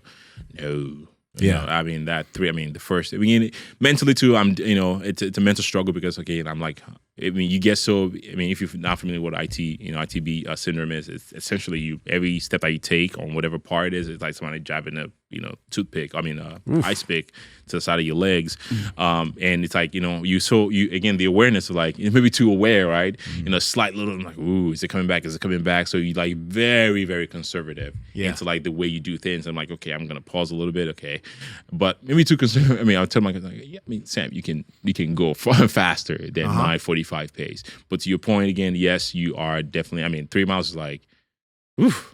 Like, yeah, I mean, kind of, I mean, for a split second, like, man, you compare yourself to your old self, and then you kind of walk yourself back, like, no, chill, bro. Like, you know, you've been out for, not a week. You've been out for like, you know, a few days, especially having like, you know, that big of a block, or, you know, a mileage to like, you know, nothing. And, but typically I would say, again, doesn't take you as long, obviously, to build that or to get back to where you were compared to where you started. So I think, I mean, it's just like anything else. If you have been trained for a while, I mean, you probably get it back a lot quicker, right? Same thing with lifting. was actually curious about this too. The Goggins thing that you did, the 4-4-48. Yeah, and The baddest man alive. yeah, that's something I wanted to bring up too, but specifically how you ended it. And because you said something that was I thought it was incredible. You were like, I'm going to miss this, even though I forgot the exact terminology you used, but you were like not loving it in that moment. But you're like, as soon as this is over, I'm going to miss it. So can you, please go over the story and then especially that ending. And then also like, that whole thought process of like almost leaning into the pain. Yeah. So I mean, if you don't know what you should. Everybody knows who David Goggins is. If you don't know, something wrong with you. It has this thing it does every year. You run 4 miles every 4 hours for 48 hours, and again, build. I mean, mental toughness, and you don't have to run, but you have to do some sort of like the premises around that, do something hard or move every 4 hours for 48 hours. So again, I did a half in October. I haven't really been training. I'm like, I'm just going to pick up, running a little bit more. Like, in Midwest, it was cold. I'm like, okay, cool. I'm going to do that to my wife. I was like, you going to do what? I'm like, run 4 miles every 4 hours for 48 hours and see how it goes. I'm like, cool. So, started.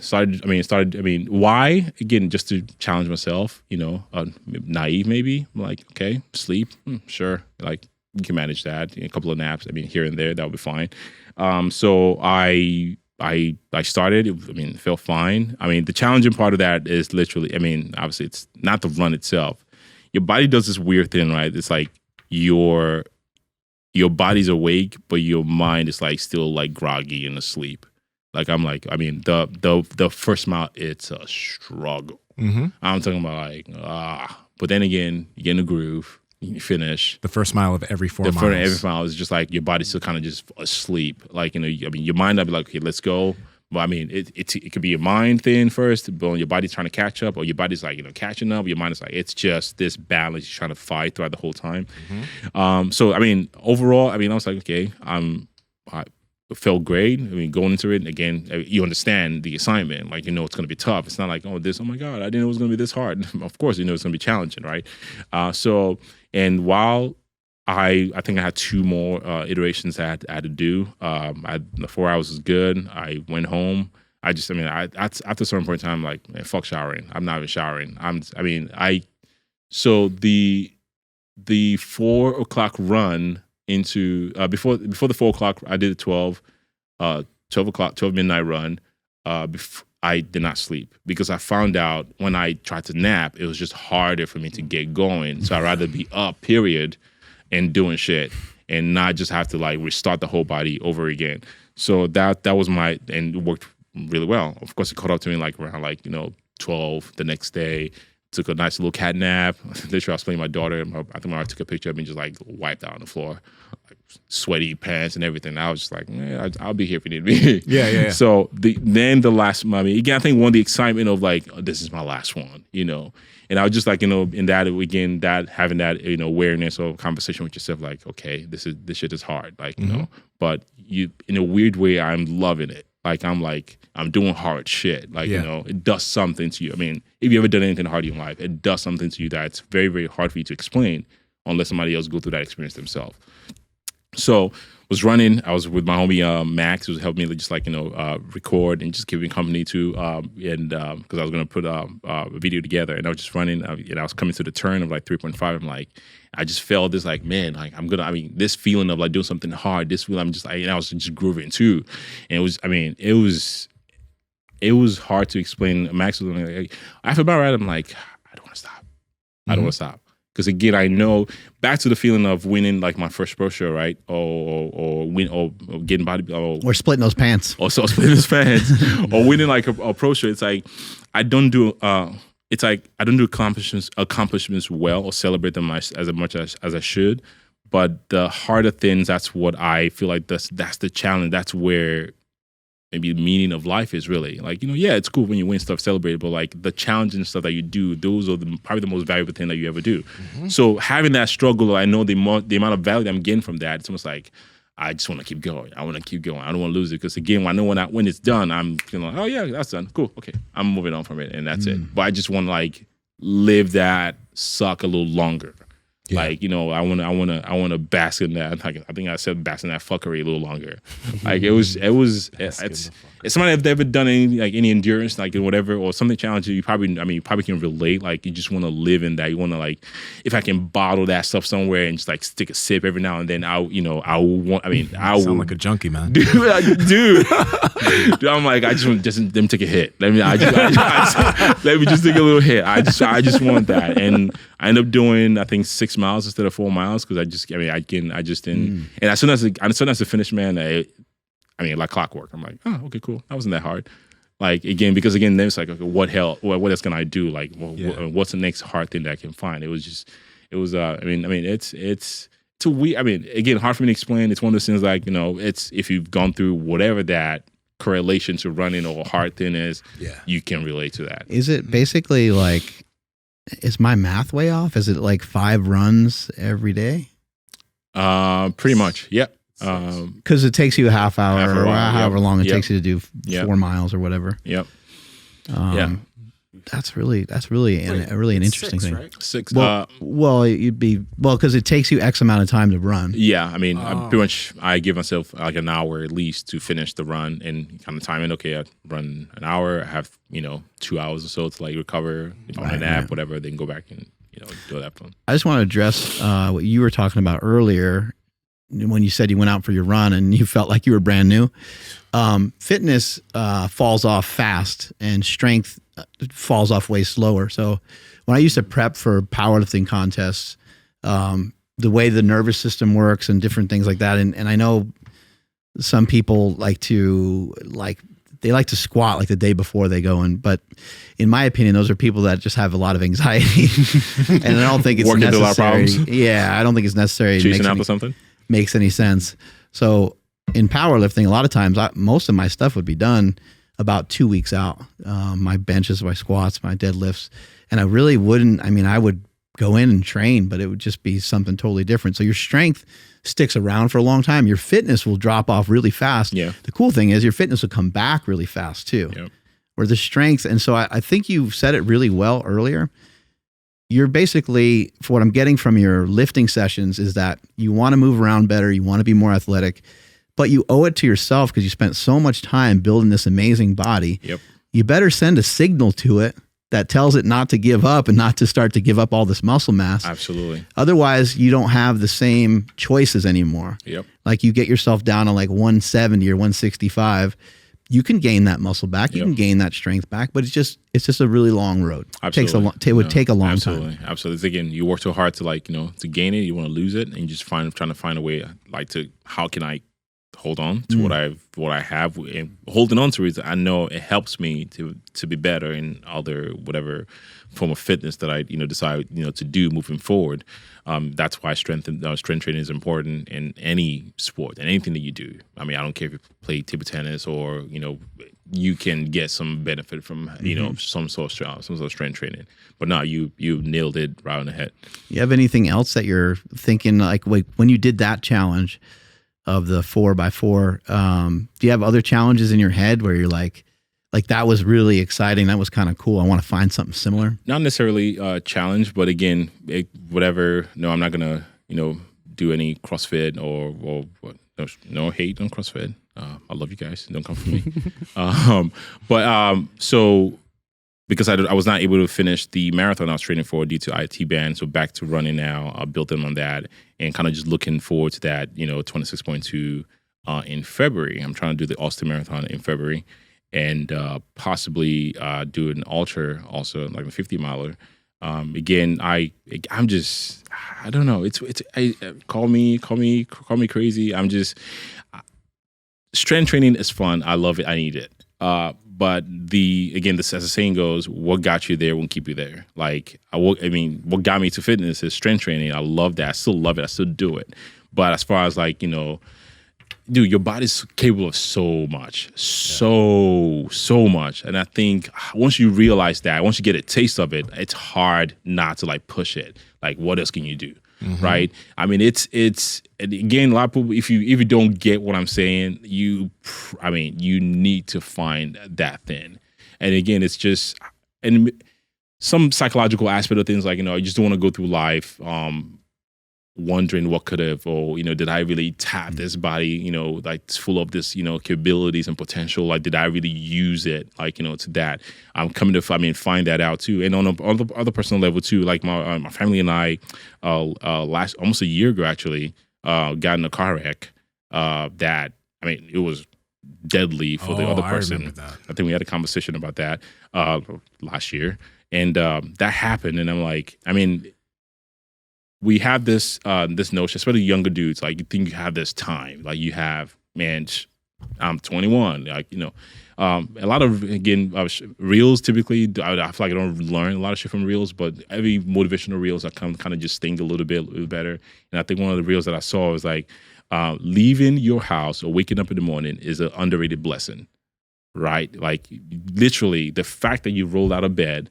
I know some guys you like, well, that guy looks healthy, but hey, you just heard he passed away, like, like last week. And I'm like, shit, like that guy, like there's no way. So the fact that you woke, he took care of his body, he was in shape, he just had like an aneurysm. And like, nobody saw that coming. But again, down to the accident that happened, that was like more reality. Yeah, I knew, like, I'm aware that, life's not guaranteed. But again, being that close, kind of yeah. And that kind of just started that little trajectory, like, okay, what else can I do, like, with this body? I want to be able to challenge myself. I want to be, yeah, lifting is cool. Like, I enjoy it. But, is that it? Like, constant prep? No, that's not me. I've done it so many times. I know exactly what to do. I can do that when my eyes closed. Like, it's not that challenging. It sucks, but I have familiarity with it. For you, yeah. Running, like, like I said, I had a massive 18-mile grade high set following week, 20 miles, barely finished. So I love the unknown. I love the challenge of myself. I love the figuring out, what this body is capable of doing. I think that's that space. That's a challenge that I am in right now. And I'm, loving pushing my body, loving finding out, new weaknesses, which I think has helped me also understand, navigate through injuries too. Like, again, I look in, it sucks because you can do, you want to jump through a freaking, you want to run fast or, lift stronger. But it's changed my mindset to look at injuries as just an opportunity to, hey, your body's telling there's a gap somewhere. You need to fix that. So, yes, it's okay to be, moping around for that's not going to help you. Like, what's going to help you is, okay, let's figure this shit out.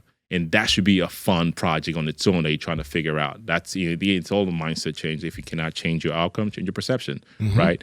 So, but no, navigating into like the running space or challenging myself that's what I am going for. That's what environment that you surround yourself in. Shout out to the BPM crew. When Nick Bear's doing, again, I'm not trying to compare myself to him, but like seeing people like him, seeing people like Adam Kling doing, things that are challenging, you're just not settling. Like it's very, motivating to see, to the point where, like, when I was down, I remember vividly watching Adam Kling, cause trying to do 100 miles. I only made it, I think 82 or 85 miles, and he had a rhabdo. I was jealous of that. I was jealous of that feeling because he pushed. And he got to somebody. I know what you mean. He pushed himself so hard that he got hurt, and you can be in a really compromised position with that. Exactly. So it's again. It found another limit. Like the year before, it ran that race with Nick Bear. It was pacer, and I think he had like altitude poison or something like that. That was 22 miles. So that was the limit at the time. It trained up for it. It got 82, 85 miles. So again, like that feeling of people doing something hard. It's almost like I want to do that, but not like in a jealous way, but like I want to push my body. Like what can you really do? So that's the space that I'm in right now. I'm navigating. I'm enjoying finding that, and I try to a lot of messages that I share a lot of times is like when you see somebody run, it's easy for you to like it's a cop out. When I see you like run, like you must be doing it because ... whatever. Fill in the gap, whatever it is that makes you feel okay not doing that. I know, wow, Mark is running, it looks jacked. It must be, I don't know, whatever, special shoes or something, whatever it is. A guy looks, living the life that you want to live. That must be nice. And I hate that phrase. It must be nothing really good. A sentiment comes after that using the must be nice. Must be nice. Must be nice. It never, so take yourself out of that. And I like to tell people no. Let me be clear. running, I hate running. I hate it so much. That's why I do it. Yeah. I don't. Oh my god, I love running. I cannot wait. No. I mean, Dave Goggins put the best two in his book. Like, it still stares. I mean, at his shoes, like for hours. Like, all right, motherfucker. Like, let's do this shit. And let's figure it out. Like, it's hard, but you just figure it out, and you only figure it out by literally taking one step at a time. And just like, I'm not sure about you. Like, your first mile of every run, does it feel like, okay, your body just trying to figure it out, and then you get into a groove. And okay, here we are. It takes a while. You got to get your body warm and ready. Yeah, it's just a metaphor. And other days there's no time. Yep. Other days you just pop out of your car and like, all right, figure it out as you go. Yeah, for some reason I can just run today, and you don't know why. And you're like, how do I repeat that? And you can't even figure it out. Yep. Some days you just feel amazing, and other days it might take you a half an hour sometimes to warm up. It's you said the operative a phrase there, figuring it out. And that's the fun part. Just show up and figure it out. Where did this desire for personal development, like, where do you think it started? Do you think it started with lifting? Did it start in the military? Because like, it seems like you're talking about listening to podcasts on your run, and you're mentioning a lot of people that are really successful, that are doing really well. Where do you think this came from? Funny, I think somebody asked me like in a DM, or I've gotten a few questions like that before, like, thinking, you have a military background, like military probably helped you instill them. Like, I mean, it helped facilitate a little bit, but I think it's something that maybe you can attest to this too. I mean, being like, first generation American, you have, Nigerian parents that, migrated here, and to give you like, the running joke between every Nigerian family is like, what are you doing for your, when you tell your parents you're trying to become anything other than doctor, engineer, accountant, lawyer, you're a failure. Like, they have a powwow, come to Jesus meeting, like, what are you doing with your life? What are you doing? What are you doing with your life? Nsima. What are you doing? Lifting weights? Is that going to pay the bills? What is all this muscle, Going to law school? Studying fitness? But no, I mean, coming from that sort of that background, I think it has something that needs to be, talked about, because they put this. Again, one of the main reasons why I vibe well with Doris. Doris, first generation American, Guyanese family. Like, it's almost like that level of almost disrespect. Like, your parents work so hard to give you this opportunity to do something, great with your life, and you're gonna, be half-assed, right? It's almost like disrespect, like slap in the face, because they work so hard, and how dare you not want to be better? How dare you not want to strive, or just be happy with the minimum, like, you should be striving for more, whatever that is, whatever that, avenue it is. So I think that's always been there, by just having parents that, kind of subconsciously kind of just put you in that space. And then military probably fostered that a little bit. And, it comes down to, I want to say some, magical grand thing, but it's something that naturally just comes. And, I just feel the need to, be that. And again, life experiences, coming close to near death, and you want to be, just have live a better life, and, figure what the limit is. You feel amazing, huh? You feel really good. I mean, how can you not? How can you not? Again, it's, back to the point of like, it's hard to explain things for somebody. I mean, there's something that you just cannot explain. You have to go through that yourself to get it. You can put it in words. You can package it out where you want to. Most people will not. Pick up the hardest thing you've done, and you're like, and people are like, so how do you do that? Great. I know I'm name dropping Doris a lot, and the best phrase I heard is like, and somebody coming to you like, and seeing like, bro, the way you brush your teeth, man, that is impressive. And you're like, you don't brush your teeth the way I brush my teeth? Isn't that what normal people do? So to you, it's like, it's normal to you, right? Yeah. But it's like, because that's the realm. That's that's what as your normal. So but to wrap the whole thing. No, I think the parents' environment that I grew up in add that into it, and having that as a core memory or core reason that you wanna make your parents proud, and kind of translate into just other areas of life. Or whatever you do, you want to be as successful as possible. And I know for me to be a successful husband, coach, it starts with me being challenging myself, giving the time for myself to be great, or, opportunity to do some hard stuff to make sure, okay, I'm not just coasting through life. So, yeah. Cool. You got some kids too, right?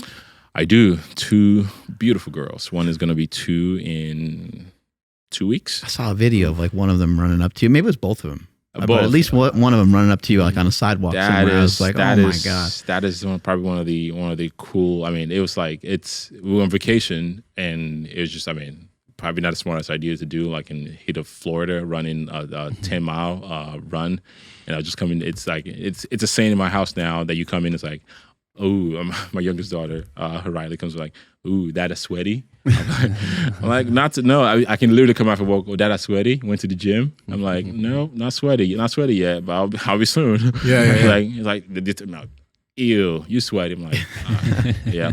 You can literally be eating like a banana. Oh, you sweaty. I'm like, yeah. You go for a run. So I would take that, feeling. I mean, the David Goggins too. My wife was a nice little surprise because I ran through this loop, kind of brought the girls out. They ran like, kind of just started running with me, and it was that's How old are they? My eldest one is it's going to be 3, and my youngest is going to be 2 in a few weeks. Oh, you're in it. Oh yeah. Do you plan on having more? Mad Dog was trying to force my hand. Because he just had another kid? Yes. So when Mad Dog announced that he's having a 3rd kid, and I knew, and my wife was like, hey. I'm like, no. Oh, she wants to have? Oh yeah, my wife was like 3rd one. I'm like, yeah, I'm good where I'm at, I think. So I don't want to say I think. All she hears like, so there's a chance. I'm like, there is no. I am good at 2. So no, it's like when you tell people that, people are like, oh yeah, but you don't want a boy. I'm like, no, no, at the expense of having, it's like, no, I love girls. I mean, the saying is, I think The Rock said it the best. Mm-hmm. Every man wants a boy. Every man needs a girl. Yeah. So, I mean, yes, in terms of the patience, I mean, you tend to think about a lot of things too, like in life, you have girls that you're raising, like kind of how you want to raise them, you raise them, you give them the strongest shit, be able to take care of yourself and things like that. So yeah, and I feel like you have a little, you are sensitive to things you say and how you, probably raise a girl, then you raise it. It shouldn't be that way, but subconsciously kind of just fall into that. So then out that area, like, oh, I can do this. I'm like, no, you can do whatever you want. Like, no, I'm not, you're strong. Like you're trying to, you don't think it carries a lot of weight. I think it does. I know it does. Back to the fitness thing. I think again, as a parent, I think you owe it to your kid, not telling people how to raise their own kid. But I think one of the benefits of fitness is because, I mean, you absorb in everything that your parents are doing. And you naturally just fall into that path of taking care of yourself because you see what your parents are doing. And I think, perhaps, I mean, if there is any incentive for you to get in shape, at least, the reason for you to get in better shape, it's literally like, if you have kids, that's it right there. Do you have relatives nearby? I have 2 older brothers that live in Chicago. Yeah, because I live in St. Louis now. And will they be allowed to discipline your kids? Because he told me that's a thing in your culture. The uncles, or the aunties, whichever one. No, I'm not. They've never felt the need to, but I'm sure if that happened, he's not lying. I have a question though. You were spanked, right? Yeah. Oh yeah. Okay. I know, bro. No, I was not spanked. I got the switch. Beat. Yeah. I got the. I mean, I'm talking about, like, you see a lot of comedy shows. I'm like, when you see like, trying to hide away from your parents, like you just bring like hope to forget. Yeah. And it's like, and it's like, I feel like they do this on purpose, right? They let you wait and just stew, like, oh yeah. Think about what you have done. You just walking around like, oh yeah, she forgot. Like, no. I'm like, I feel like you know the call, you know the name, the way the name just has a little. Sam. Dosey, come here. I'm like, I just forgot, man. Oh yeah. You get the spanking. But mom, we don't want to get his hands dirty. Yeah, no, we get the sleepas, the switch. Yeah, and again, right? I mean, think about it, rightfully so. I deserve that shit. I deserve that shit too. I was a ratchet ass kid. But I'm curious though, like. Will you spank your daughters? No. Again, this is my girls. Like, no. The most I've done is like, it's time. I don't even do time. I mean, I don't call it time out. It's like, no, you sit right there and don't move. I I mean, I'm sure. I mean, parents have in my family, my wife is obviously mothers are the more maternal and loving. I'm like, you're crying? Are you hurt? No, you're just upset. Okay, like if you're upset, I mean, you figure it out. You cry it out. So when my wife is like out or like going around, visiting like friends or whatever, I'm like, oh no, I got this. Like no, and they know like when that, I mean, not like fear mongering, like they behave well. They're still like throw a little a little temper tantrum from time to time, but they're not like as attached as they, to me or what they, as they are to my wife. So no, but I can. I'm not saying it's gonna be different if I have if I had a boy, but I don't know. I know maybe because I know kind of spanking that I got, rightfully so. I was doing some hood rat shit with my hood rat friends. Tell some of these young dads how you are able to allow your wife to go do, not allow, that's not a great word, but how do you get canceled, man? Just how do you give her opportunities to get her fitness in? It's funny because the conversations you guys got to make sure, right, you're on the same wavelength, right? One of the conversations that we that we had was like, it's like, so you think you're gonna be working out like and everything? Like, no. Again, I'm very fortunate because again, I'm a coach. I understand training, I understand programming, I can scale back or how to shift my workout around. I don't have the luxury of just going to the gym and spending like an hour and a half or 2 hours in the gym, like I normally used to. Or I don't feel bad doing it before because it's just, she's probably in the gym with me also anyways, doing her own thing so we come back. But now it's like, no, you gotta be a little more time conscious. So the way, luckily for me, like I said, I have the perspective of a coach. I can program my, my training.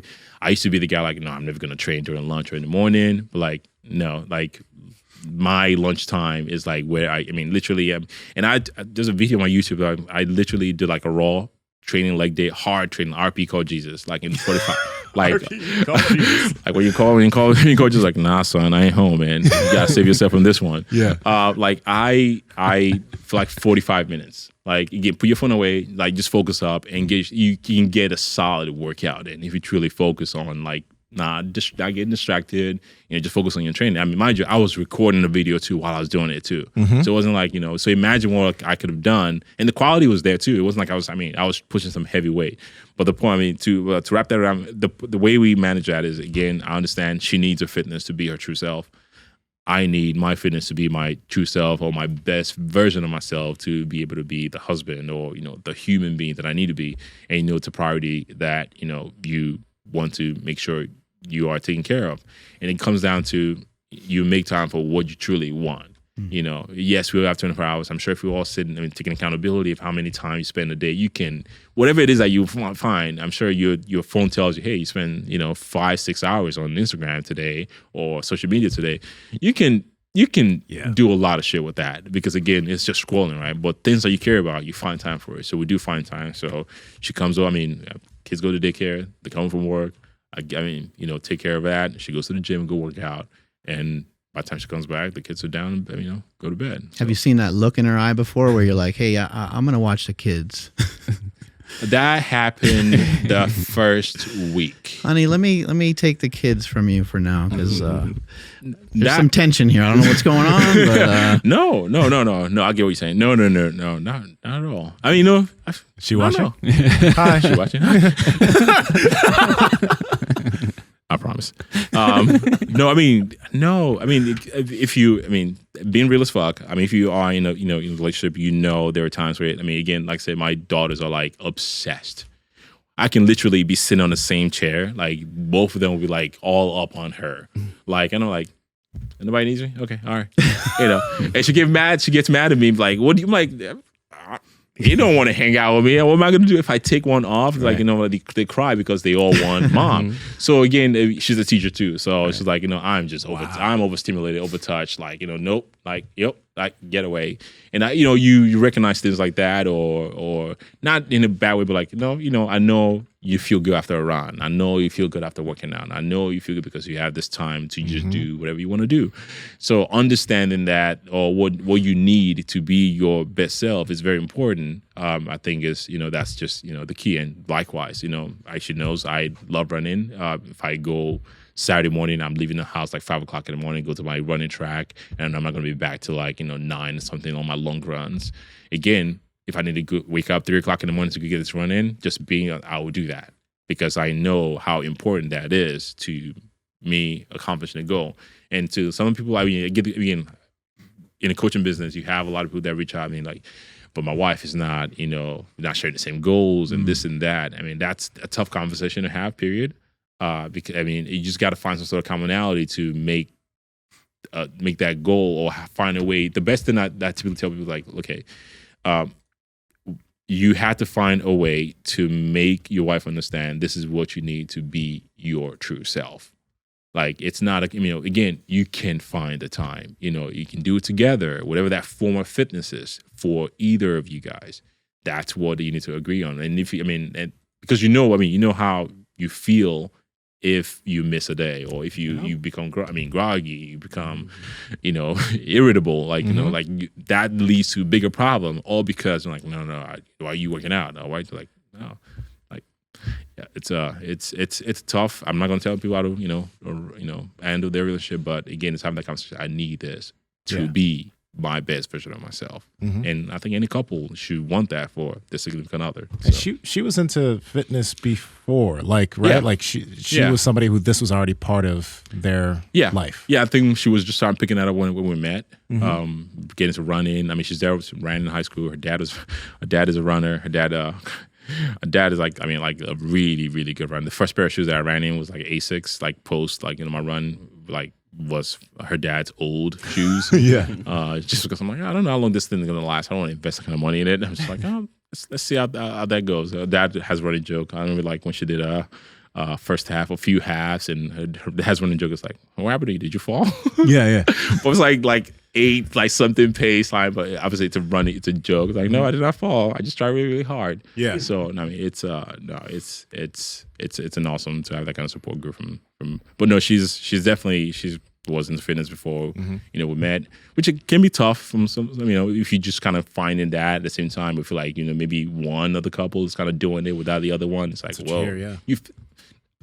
there's some deep conversation that I probably need to have because you probably feel some type of way because this person's working hard on himself, and you're like, okay, I'm not as motivated as you. I mean, it is. Also, you're looking way too hot. What the fuck? Ramp it down. And ladies, if your man is looking good in the gym, I guarantee you, no girl is hitting on him. More dudes are probably telling him he looks more jacked than girls. What you bench, bro? There was a joke I heard at a bodybuilding show. It was like, the joke was like, how many bodybuilders does it take to change a light bulb? How many? At least 2, because while one is changing it, the other one is telling him how jacked it looks. So again, there's a lot of jokes out there about but dudes are more impressed with other dudes than females being impressed with other dudes. Like it's just the reality. So bromance, yo. Yeah.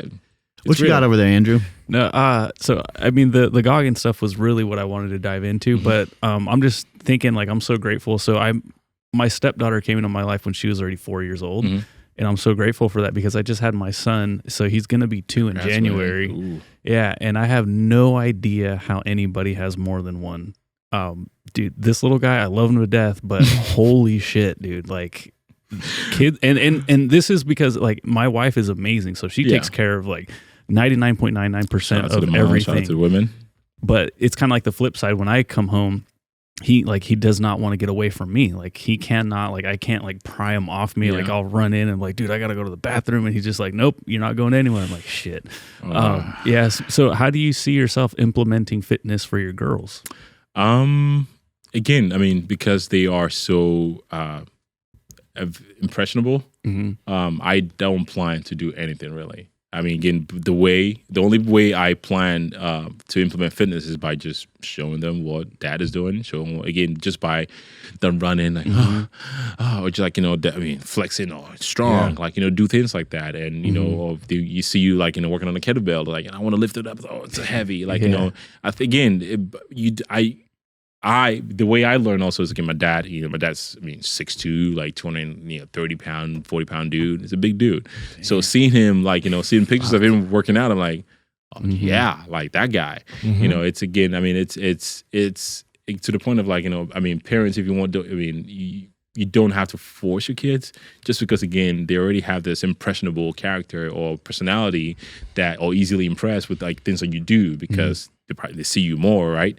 And the only plan that I have really is just like keep doing what I'm doing because I already see in them like, you know, the interest in like, you know, oh yeah, I was doing single leg pistol squat like on a video, something like with my daughter like the other day, like in the kitchen, like because and she knows what a squat is, like, you know, I didn't force it on her, but just saw Dad doing it, and she just like, okay, like. Yeah, absolutely. Yeah, I could second that because like we were at my parents' house and they have like a pretty big old house, but like he just out of nowhere spotted like an old dingy dumbbell, like one of those like pink ones, right, that are like 3 pounds or whatever. That's awesome. And he just runs up to it and he grabs it and he starts like goblet squatting it out of nowhere. I'm like, dude, why the fuck did you? But all right, that's cool. But one thing I did want to ask the three of you guys, you know, you had mentioned again Goggins like staring at his shoes, his running shoes, being like, fuck, I don't know if I'm going to do that today. We hear stories about people that join a gym, they sign up, they're fired up, and then they never go back. Something that Josh Setledge actually mentioned to me today, he was like, congratulations on obtaining the most difficult belt that you can get, which is the white belt. He's like, because that's like the hardest one to actually get into. I was like, holy shit, that's amazing. So why do you think some people don't have it in them to like put on the shoes and go out? What is it about the gym or whatever it is that they don't actually go into? Like, how come some people do it, but some people just don't have that last little bit of something to push them to like actually follow through? So, I mean, again, I can take that back to like to coaching. So before I work with anyone, really, because one, my time is very valuable. I don't want to waste your time, and I don't want you to waste my time. So you go through this conversation like, why are we doing this? Period. Is it on 100% proof? Like you're gonna sort that out? Like or be able to weed the people that are actually gonna stick around? No. I mean, anybody can tell you when you get motivated. Like you're like, man, I am ready, bro. Like you find everything, and I've had clients literally pay for like a whole year of like service. Like they show up, you know, this check in a couple of weeks and just disappear. So one thing I typically would do a lot of times, I'm like, it doesn't make any sense because that's a lot of money. Like I'm like, dude, you already paid for it. You just disappeared. It blows. I work hard for my money. Like, and I tell clients, it's like, dude, I am after results over money. Yeah. Like one, again, it's just stressful for me to like, you know, just go through the process and like just not doing what we're supposed to do. So that's why it's very important for me to make sure your why, the reason why we're doing it is important. So if you just the clients, I just want to get shredded, like, but why? Why do you want to get shredded? Like, no, because when you figure out like it gets hard, like get shredded, like stage ready and something you've never done before, when you figure out how hard it is, you stop. Yeah. You know, so again, it comes as cliche as it sounds. I mean, it's same thing like when I, coaching, corporate world back in, fossil years. You trying to find the why. The why. I mean, okay, why are we doing this? What's important if you don't do this? They say the why can get you through any how. Absolutely, absolutely. And it's like again, I cannot want this more than you. But to your point of, I wish I have the perfect answer. But the why of you doing stuff is important. I'm sure again, if the doctor tells you, hey, if you don't do X, Y, and Z, you're gonna die. Like tomorrow, you find a way, you figure it out. But again, at the same point, it's like it gets to the point where it's hard for you to figure that out, and nobody else can figure that out but you. I can tell you your why. Why are you doing this? I've had people give me all kind of spiel for. I'm overweight. I just don't love I don't like the reflection when I see in the mirror. I'm like, great. Like at the end of the day, even guys who are shredded, like that's, you're trying to feel good in this body that you have, and you're trying to love the reflection of what you see in the mirror. Those two things are common between every shape. I don't care how shredded you are, how jacked you are. That's the key thing that you're looking for. So one, I cannot create that for you. You have to find that. And once you find that, again, it might get you there, but again, what got you there won't keep you there. So you got to find that. If it's, again, a person for me, I see my kid. I'm like, dude, you have kids. Like there is no impression. If you have kids, if your parents out there, you have kids. If you a younger guy, you're just overweight, trying to get shit, like you're trying to live a little longer for a possibility of your kids or your family, people that love you. If you don't do it for you, do it for people that care about you, or find somebody that cares about you, that you want to be around. Okay, I want to be around a little longer than supposed to. And I think another reason, it's not when you get started, obviously, because motivation kicks in. around the gate, 1,000%. You run 1,000 miles and you just wreck yourself for the first weekend. It's like, this is not for me. Maybe I'll try again next year. But pump the brakes a little bit. Start slow. We'll start somewhere. Yeah. So. And I know you said like it's not the perfect answer, but I think any answer can be the perfect answer because I'm thinking like when you're explaining like doing the 4x4x48 and you didn't want to stop. I'm just like, oh, like there's. Nobody can understand that really, like that drive and that that feeling of like, no, I want to lean more into this when there's people that are like, fuck, dude, I can't even, get myself to the gym or I can't figure out my diet or whatever. It's like, what the hell? Like what's stopping me? But I think, your why is definitely more than an adequate answer. Well, yeah, I mean, shout out to Nick Barrow. So again, you choose your hard, right? Your hard could be, I don't know, waking up early, or your hard could be, okay, tracking the how many calories you eat, but that can be, people are literally paralyzed. Like, what do you mean? Like, that's stressful for people to figure out what they eat during the day. Those are small tasks to you and I that, you have an idea, you can look at a meal like, oh, probably, whatever. But somebody that hasn't, you have zero clue. That's challenging for them, but that could just be the small problem. I think the brain also, it's not working to your advantage because your brain is designed to see things on a macro level, right? You see big things. That's what you're attracted to. And most of the success and process is typically in a smaller, minute, small details. But how do you coach yourself to do that? Is obviously, hopefully, hire somebody or talk to somebody that can reiterate that. Do whatever that hard thing with somebody that can do it together. You have a common goal. Again, my fitness. Luckily for me, I just happen to be in the same gym as other people that that are doing it that I'm not doing. I'm like, oh, this is cool. Like, again, that environment fostered my level of fitness. And like I said, I don't know how that would shape my fitness if I started into the fitness of today. So trying to surround yourself with people that, again, you are the sum of the 5 people that are around you, whatever that saying goes. So find that environment of people that support you. And obviously, starts at home. If you can find that support and kind of push each other. If you have kids, that's your why right there. Period. Yeah. Point blank, period. There's no out there. There is your why right there. Absolutely. Yeah. Take us on out here, Andrew. All right, sure thing. Make sure you guys stick around for Smelly's tip before we get out of here. But let us know what you guys think about today's conversation. Drop those comments down below. Make sure you guys subscribe if you guys are not subscribed, and hit that like button on the way out. And visit powerproject.live for everything podcast related. And follow the podcast at MB Power Project on Instagram, TikTok, and Twitter. And my Instagram is at I am Andrew Z. And Nsima, where are you at? Discord's down below. At Nsima Inyang on Instagram and YouTube. At Nsima Inyang on TikTok and Twitter. Sham. Where can people find you? Seb Okunola on IG, on TikTok, Sam Okifit on YouTube, or Go Society with the app company that I'm working with. So Ghost Society? Go Society. Go Society. Yeah. Cool. I'm going to hand Smelly's tip off to our guest here. Sam, do you wear a heart rate monitor when you run? I do. And how do you utilize that to help get you faster? My zone runs, my speed workouts, making sure I'm in a certain, if I need to be in zone 3 or zone 2, that tracks it. Watch doesn't, it's not 100% accurate. So, yeah, I do.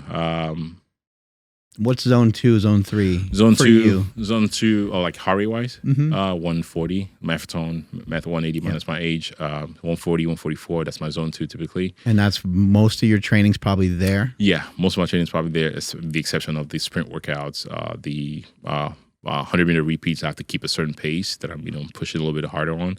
But that's typically, that's the only time I actually use it because again, data is key. Data is great, but I don't want it to be like, the only thing that I, if I want to go for like an easy run, I know what easy run feels like. I've done enough now to know.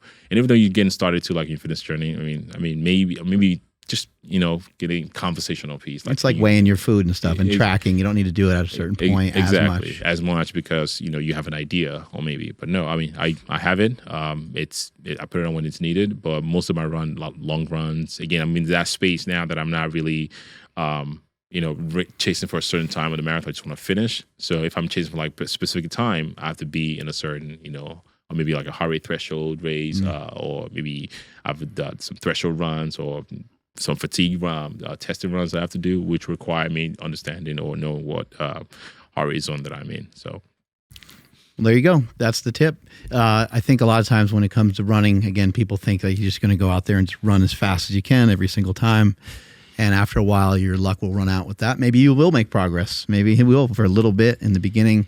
But it seems to be a really good idea to try to put some sort of governor on your training to where it's down a little bit. I personally have been using nasal breathing. I haven't really gotten too much into the heart rate monitor stuff yet. I see you do that. That is extremely hard. It is very, it's difficult, and you can start to adapt to it and start to get used to it. Like you were in my head when I do my small runs. I'm trying I just feel snots coming out. He's really good at I think his heart rate can be high. Wow. You know what I mean? Mine's probably still low. Yeah. Breathing in and out of my nose, but I think he can probably get moving pretty fast because he does it in jiu-jitsu, right? Yeah. Wait, crazy. You tape your mouth? No, I don't. I just keep my mouth shut. I'm just used to nasal breathing with jiu-jitsu, so I'm trying to just focus on nasal breathing while I progress at running. I'm not a great runner, but I do want to increase my speed and my threshold while just keeping it through my nose, because when I breathe differently or when I go into different gears, I can then use my mouth if I need to. Yeah. But that's just I'm at the beginning with this shit, so that's what I'm trying to do. I've tried a few times where I feel like, snot's coming up. I'm like, yeah. That makes it hard. Yeah. He gets, and it was kind of cold this morning when I was running. It was snot was just going everywhere. It was gross. I'm at Mark Smelly Bell. Strength is never weakness. Weakness never strength. Catch you guys later. Peace. Cool. That was fantastic. Yeah, I was wiping it and blowing snot everywhere. You definitely in my head. I'm like.